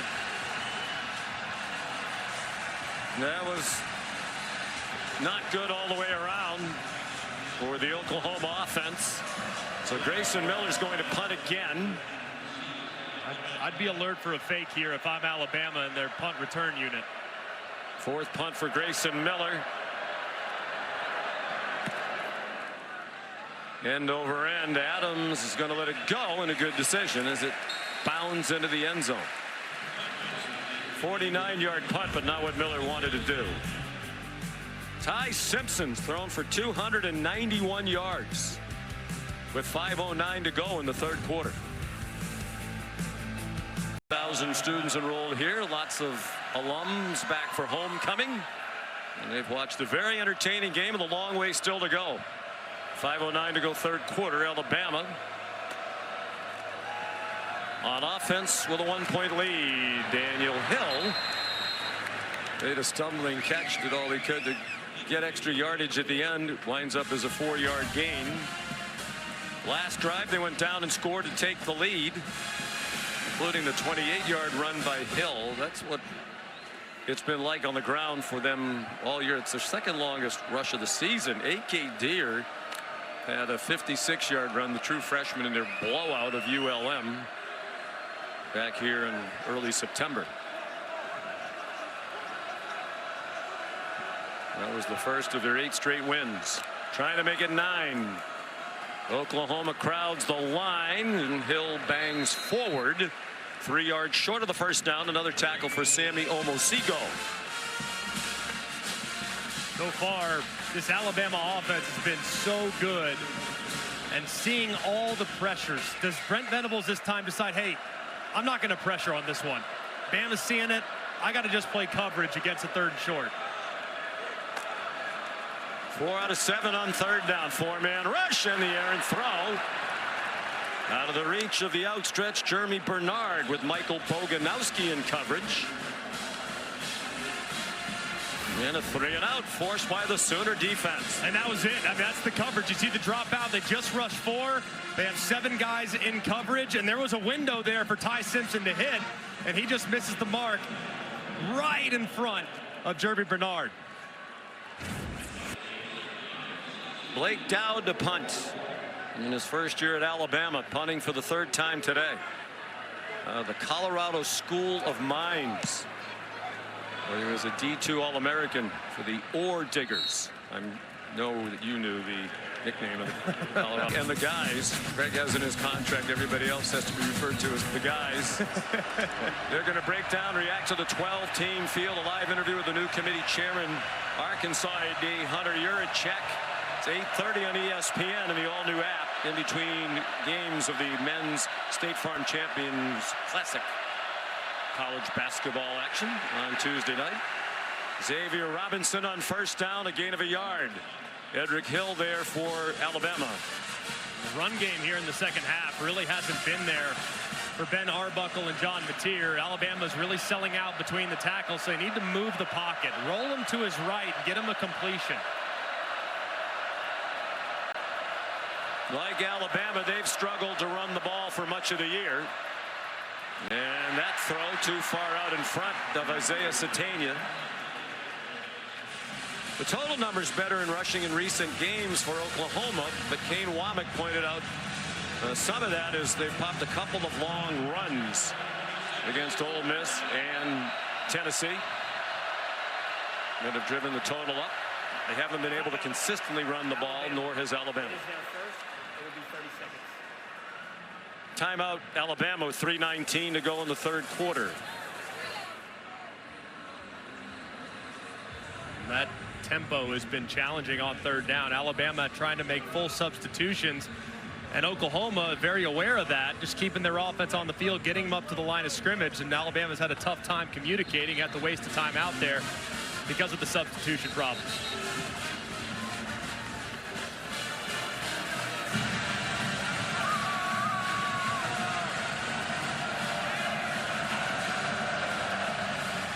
Texas A&M 7-0 after they came from 30-3 down to beat South Carolina today. Alabama trying to join them.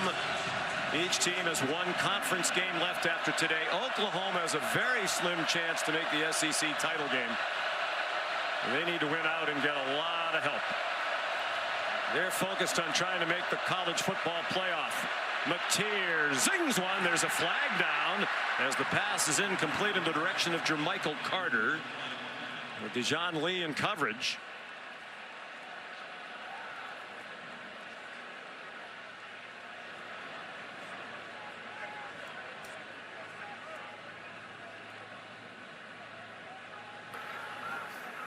Personal foul, chop block, offense, 65 and 59. The penalty is declined. It'll be fourth down.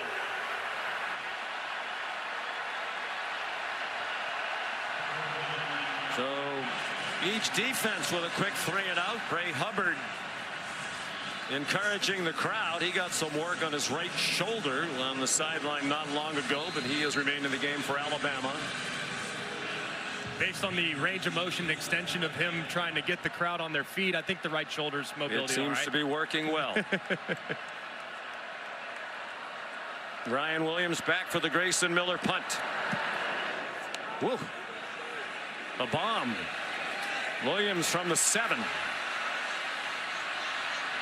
Williams to the 17-yard line. 57-yard punt, 10-yard return. Taylor Heim, a special team standout for the Sooners, made the tackle.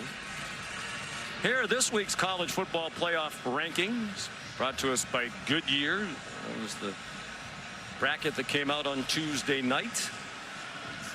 Musical chairs right now in the G5 as South Florida falls to Navy in pretty shocking fashion. Texas Tech continues to roll. They are very impressive. Ole Miss will be on field tonight against a Florida Gator team that we're not quite sure what to make of them. And Texas and Georgia, man, doesn't get much bigger than that tonight there in Athens. Huge game. Both in the SEC and with CFP implications. Texas probably cannot afford another loss. That would be a huge resume boosting win. They also have Texas A&M to finish the season on the Friday of Thanksgiving weekend. Jam Miller got 4 on first down. And it feels like this is the time in the game when you really want to lean on that offensive line. You've snapped the ball 55 times if you're Alabama against Oklahoma's 36. That defensive line is deep, but they're not impossible to move when fatigue starts to set in.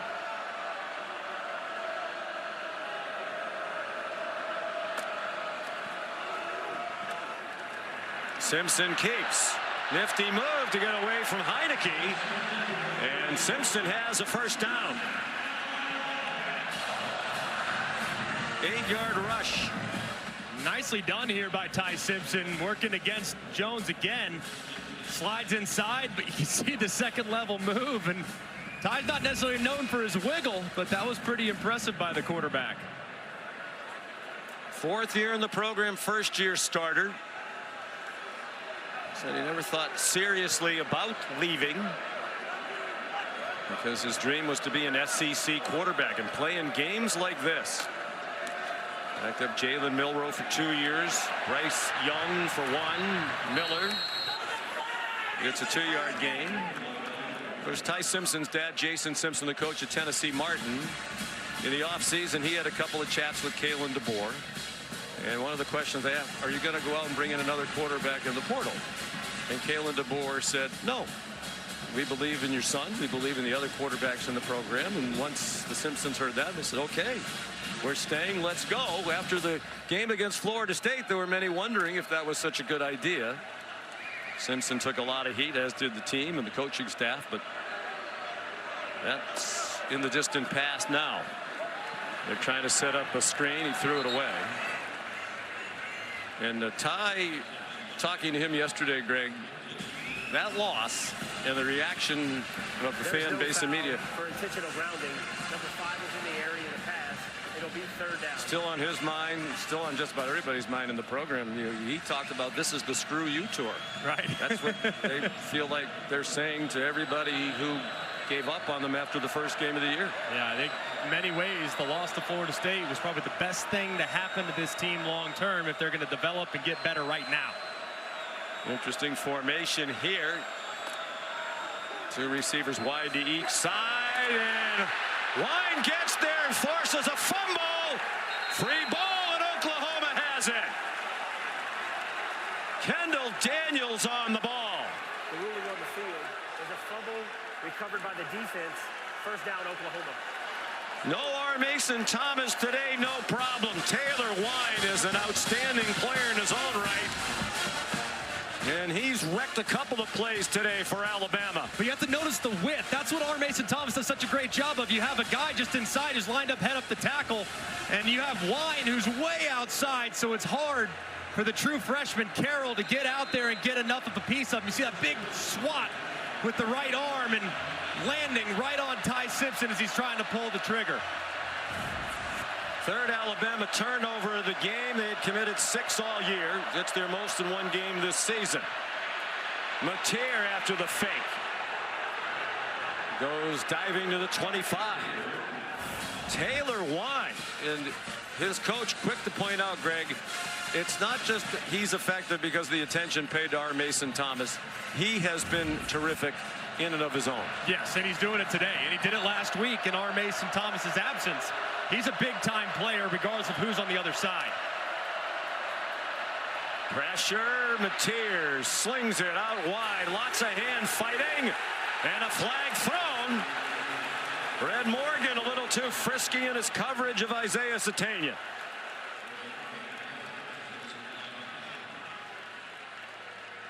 Pass interference. Defense, number 16. 15-yard penalty from the previous spot. First down. And watch the right hand of Red Morgan grab the shoulder pad of Satania. It's a good call by the official. Way too much contact on the outside.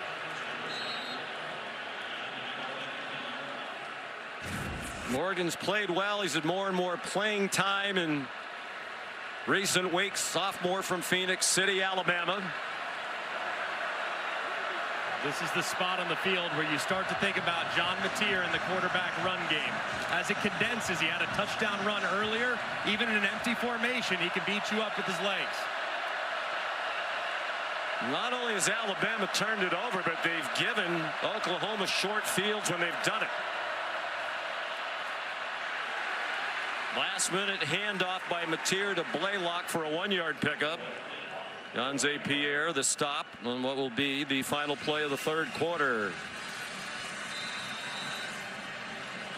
It's a dandy. 8th meeting all time between these two great programs, and a ton of meeting in this one. ESPN's presentation of college football on ABC will return after this message and a word from our ABC stations. Alabama leading by 1, but Oklahoma, which has led through most of the day, poised to reclaim the lead. They're at the 10-yard line.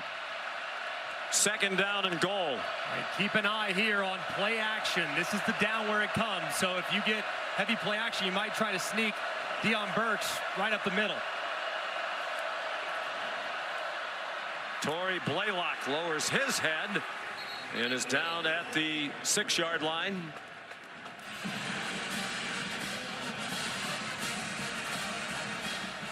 Big play call for Ben Arbuckle. I love with it being on the left hash that you have the option to move your quarterback if you want. Your quarterback's a great runner. If you want to roll him to the right, you can do that. you can get some time out there and allow these receivers to operate scramble drill.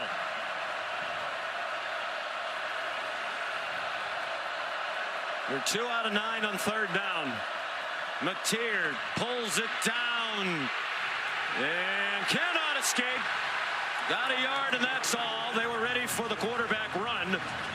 Xavier Brown, Keon Sabb up from the secondary. And Sandell will come on to try to give Oklahoma the lead again. And watch, too, Mateer's eyes downfield are the whole time. If he actually is able to execute this RPO, he might have had a chance. If you look at it right here, he's got a guy wide open there in the back of the end zone, just couldn't quite get it out in time. Sandell 2 for 2 today. He's made 20 in a row. That's the 2nd longest field goal streak in SEC history. Now 21 in a row. Behind only Will Reichard, the outstanding kicker for Alabama, who made 28 straight in 20, 22, and 23. 24-yard field goal. Taylor Wine knocked the ball away from Ty Simpson. Another Alabama miscue. And it's been a bunch of mistakes, very uncharacteristic. It started with pressure up the middle. Ty had to get rid of it quickly. It's intercepted and take it to the house. And then on a punt return from Ryan Williams, gets knocked out, where Oklahoma is able to catch that, and a high snap led to a missed field goal by Talty that gave Oklahoma a 3-point lead going into the half. And then Wine around the right side delivers a perfect hit on Ty Simpson to knock the ball out for yet another takeaway for the Sooners. Wine, a terrific player. He told us earlier in the year he's a late bloomer. See the numbers today. They were best in the conference, Alabama, in turnover margin entering today, and 4th best in the country, but -3 this afternoon and the evening. Wine, they didn't have a Power 4 scholarship offer until November of his senior year. He's from the Nashville area, but born in Edmond, Oklahoma. Sandell kicks off.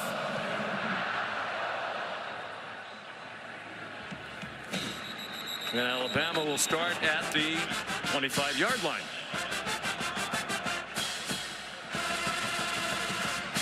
Well, -3 in the turnover margin, and that has wiped out almost a 2-to-1 edge in total yardage. They have 366 yards of offense, 296 throwing for Simpson. Ryan Grubb needs to get his quarterback back on track. Just had the fumble, but he's played really smart game for the most part tonight. So this is where you get to your GBOT menu. Get back on track plays. Your quarterback's favorite plays, those are the ones you call after sudden change and a mistake of drive ago.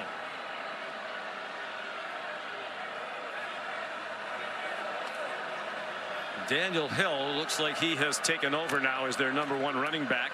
Gets the handoff. His 12th carry of the day ran over Sammy Omosigho.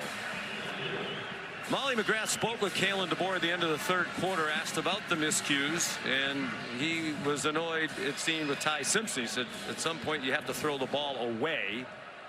Simpson did not. Wine forced the fumble. Oklahoma now with 17 points off the 3 turnovers.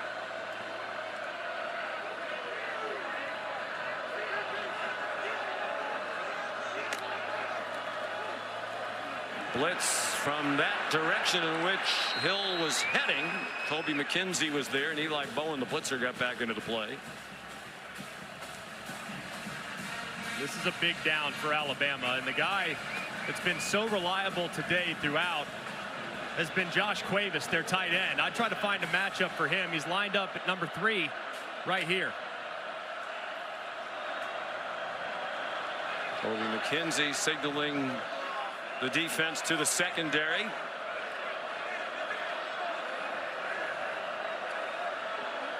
Cuevas shifted to the right. Play clock at 3. The late blitz, and they get there again. Simpson swung down. Davon Jordan, a backup defensive back, with the 3rd sack of the day for the Sooners. And right here, Ty's got to get rid of the football. I mean, he's going to have Cuevas on a little stick route. It's going to be a tight window, but he's got to throw it into the pressure. He doesn't quite see it. I think because of that presence and the blitz off the right, it kind of messed with his eyes, and it results in another sack. First of the year for the sophomore from Tulsa, Davon Jordan. It is a deep and talented defense, thriving again today, even without our Mason Thomas, their best defensive player. Dowd's punt goes 47 yards. Hill couldn't hold off Jordan. Simpson down again. Oklahoma by 2. 11:38 to go. 69 degrees here under clear skies. 11:38 to go. Oklahoma back on offense with a 2-point lead. On a day the defense has carried the offense, Mateer can't go anywhere. Jordan Renaud leading the Alabama defense, and he's fired up about it. Molly. Well, Sean, Sooners quarterback John Mateer leading with confidence on the sideline. He just gave a passionate speech to his offensive line and said, make them quit. Score here, take away their confidence for good, and make them quit in this game. And Sooners players tell us they always feel that they have a chance because of their quarterback. He is a fiery competitor. He's on target to Giovanni Gibson for a first down with an 11-yard throw. That throw doesn't look like much, though, but from the far hash, that's not an area of the field that the defense is often going to cover. So to throw an out route that far away, you're going to have a lot of soft coverage. Mateer takes advantage and makes a nice play. He says the thumb injury, the recovery from surgery, is no longer an issue, and it certainly looks that way with the way he's been throwing the ball. Brent Venables said it was obvious the velocity had come back up in the last game against Tennessee. Xavier Robinson got 4. Would you concur with your quarterback expertise? Does it look like he's back throwing the ball as he did, or at least close to it at the beginning? Very much. There have been a couple misses, but for the most part, the velocity is there, and the ball placement continues to get better every single week. He said he benefited from their bye week last weekend, went home for a day, but also worked on his mechanics. Got some extra reps. That young offensive line gives him a lot of time. Dangerous throw. Back over the middle, and he got away with it. Diving interception attempt by Nakai Hill-Green. He was trying to force it back to Jaron Kanak, the tight end. Yeah, very dangerous here as Kanak is well covered, too. It looked like from the outside end, Carter might have a chance at it. So he tried to throw him away where Nakai Hill-Green was waiting to potentially reel it in to set up now a 3rd and 6. You got to be looking for Satania. He's your go-to guy on 3rd down. He's your most reliable weapon. He's the guy I'm targeting, and he's lined up down here in the slot. Not good for the year on 3rd down, and worse today, 2 out of 10. They have just 207 yards of offense, but they have a 2-point lead. Mateer, quick throw and a strike for a first down to Giovanni Gibson. 15-yard completion to the transfer from Arkansas Pine Bluff. Just an excellent job by Mateer. He sees the pressure off the left-hand side. He knows it's unblocked. He has to get rid of it. He throws a strike to that void in coverage and converts another big 3rd down.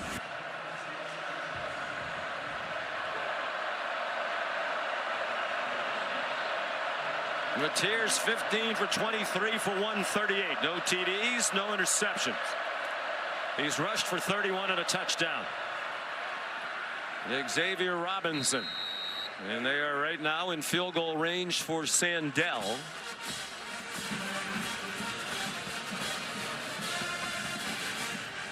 And there's John Mateer's mom, Judy. It's tough, isn't it, to be a parent? I can't even imagine. But also the sense of pride and everything. And what a terrific young man. They're from Little Elm, Texas. The Dallas-Fort Worth Metroplex. John got a little time at home with his family. Looked like a design run. Boy, does he have great feet. Still on display as he's down inside the 34. Great moves there. I mean, so nifty. I mean, right there inside, steps back outside, makes a miss there, cuts around Simmons, and Mom's got to love the agility. Of course, gets it from her, has to, no doubt about it. Just impressive stuff.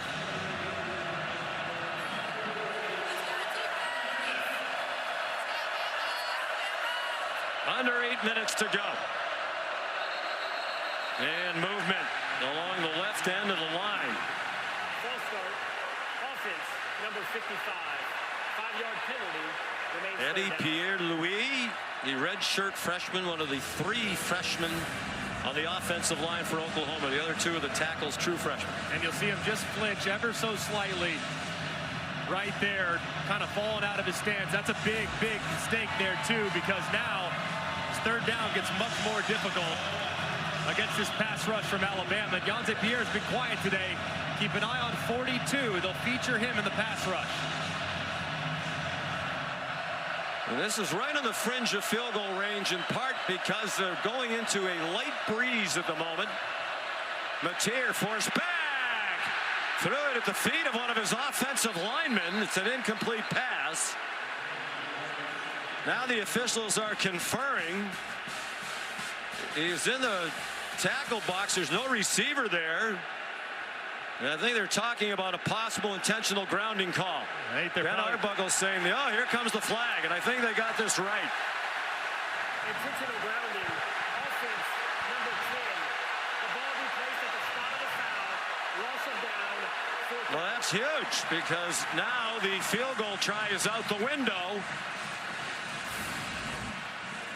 And watch where Mateer throws this ball. I mean, the receiver's coming from the left. It's a middle screen, but it's a long way away. I mean, he throws it to the 46-yard line, and the receiver's on the 39 to the left-hand side. That ball was dirted probably 10 yards away from the intended target, and that's what resulted in the call.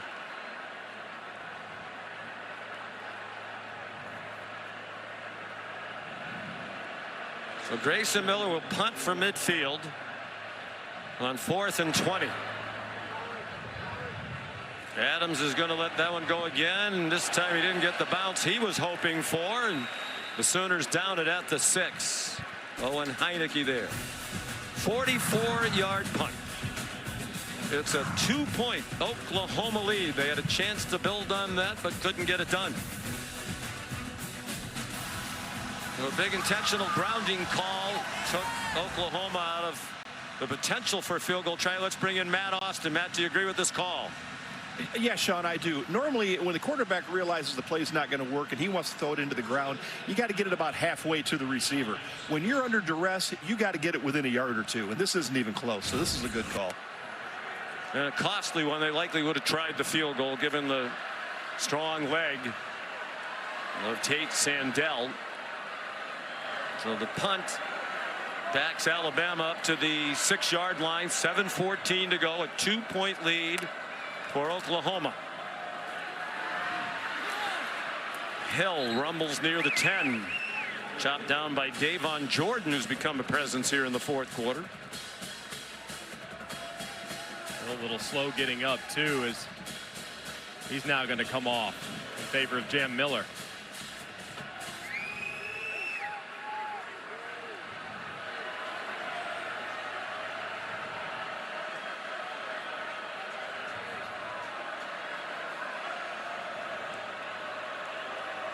Miller goes wide to the left.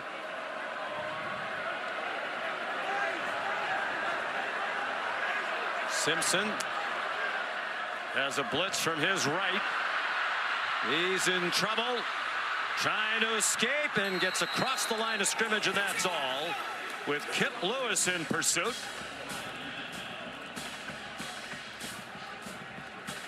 Big third down here for the Alabama offense, not just to keep the drive alive, but because of field position as well. You don't pick this up, you're getting it back likely to the Oklahoma Sooners at near midfield. So I'd be looking towards Quaves again. He's been the go-to guy today in the passing game. He's lined up in the slot at the top.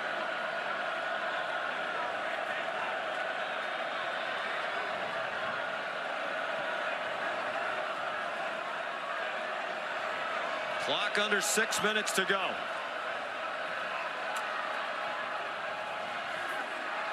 Simpson to Bernard, Bernard, first down. Portland Guillory, the freshman, had the coverage. 9-yard gain to the 20-yard line. A nice throw there by Ty Simpson. It's well protected up front. He gets the ball out on time, tacks the soft coverage, and picks up the conversion. 7th catch for Bernard. Simpson's over 300 yards now to 305. Plenty of running room for Jam Miller. And a 9-yard run. The stop by Owen Heineke. 5 minutes to go. Oklahoma trying to keep its college football playoff hopes alive. They would take a huge step toward the 12-team field of the win today. Home games left against Missouri and LSU.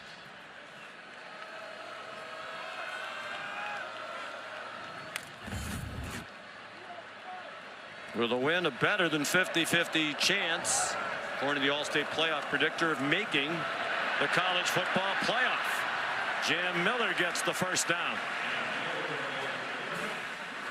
Still a long way to go, but remember the field goal troubles for Alabama.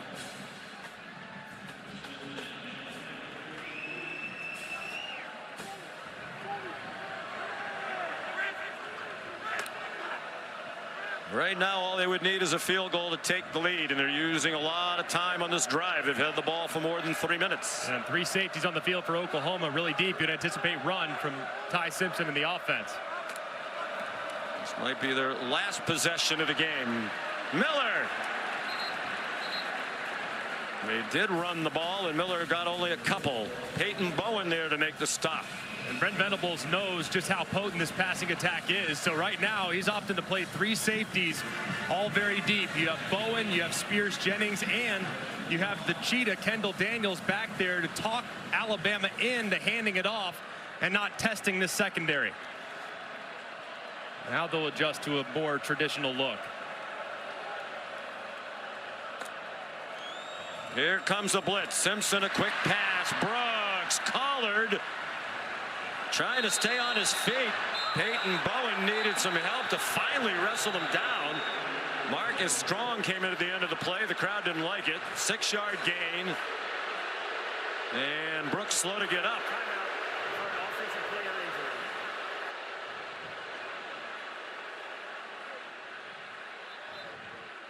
And they're tending to Brooks, who's now helped back to his feet.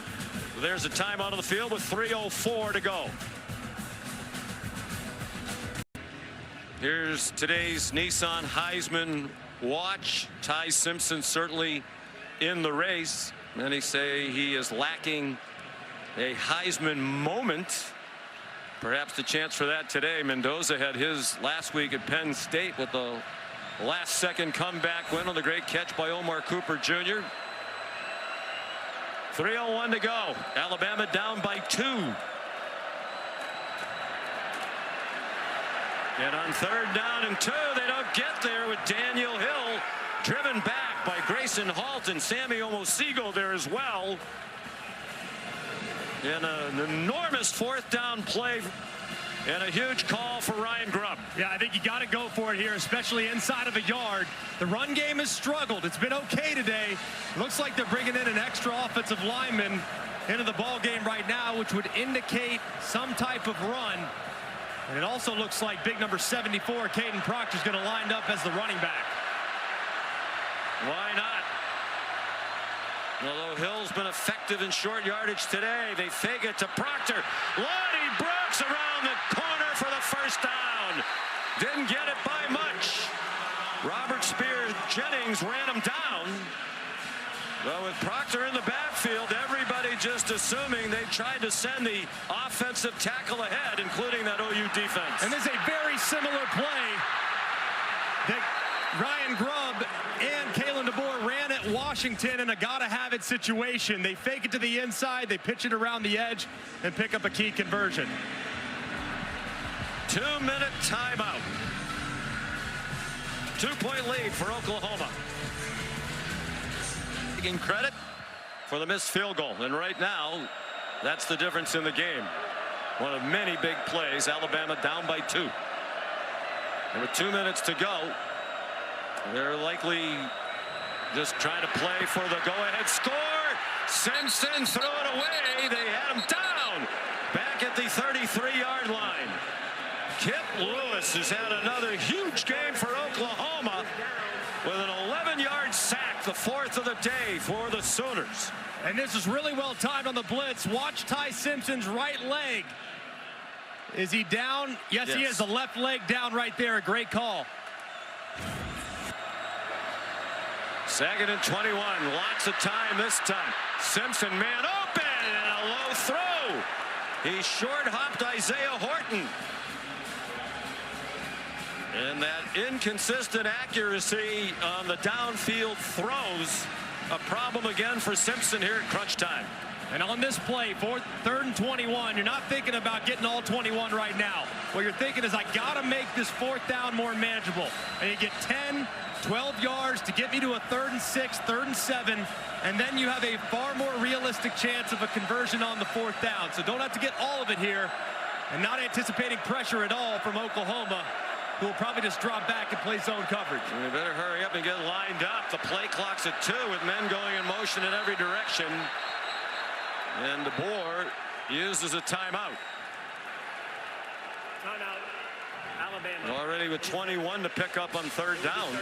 Didn't want it to be 26, but now they have just 1 timeout left. And that's a huge problem, too, especially if you don't get it, can't stop the clock, all those other things. You got to save the last kick, too, for the field goal kicker so you can get your operation out there. Well, they have 2 plays to get 21 yards, or it's ball game over. And 8-game winning streak over. And again, today, neither team has rushed the ball. Oklahoma has been carried by its defense. They've had 4 scoring drives and they've gone 23 yards, 31 yards, 41 yards, and 22 yards. They've had a defensive score. They've had takeaways, giving them short fields. And sometimes when you're in 3rd and super long like this, sometimes you'll see the defense bring pressure to just force the ball out of the quarterback's hands quickly. They'll be able to tell pretty quickly by the alignment with this wide alignment along the defensive front. Probably not thinking that, but keep an eye on 38, see if he drops out. 4-man rush. Simpson steps into a throw, caught short of the 1st down at the 49-yard line. Isaiah Horton for 16. They need 6 more. The play of the season to date for these 2 teams.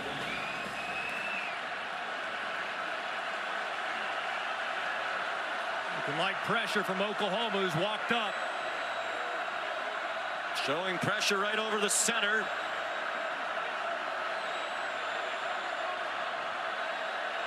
Daniel Hill, the running back. Will they bring that pressure? Yes, they do. Heineke tried to blitz. Simpson throws. Broken up. Peyton Bowen. What a day for the Bowen brothers and the Oklahoma defense.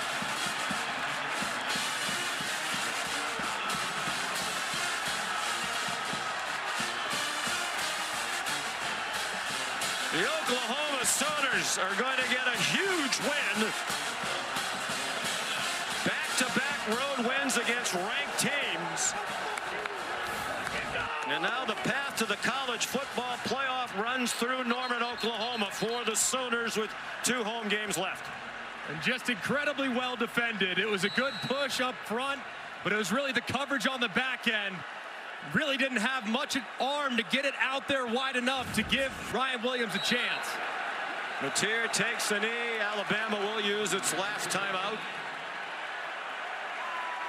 Timeout. Alabama. It is their 3rd. It'll be 30 seconds. Please reset the game clock to 47 seconds. Thank you. So how the tide has turned, pun intended, for Alabama and in the SEC and in the college football playoff. Both of these teams will leave here tonight at 8-2 overall.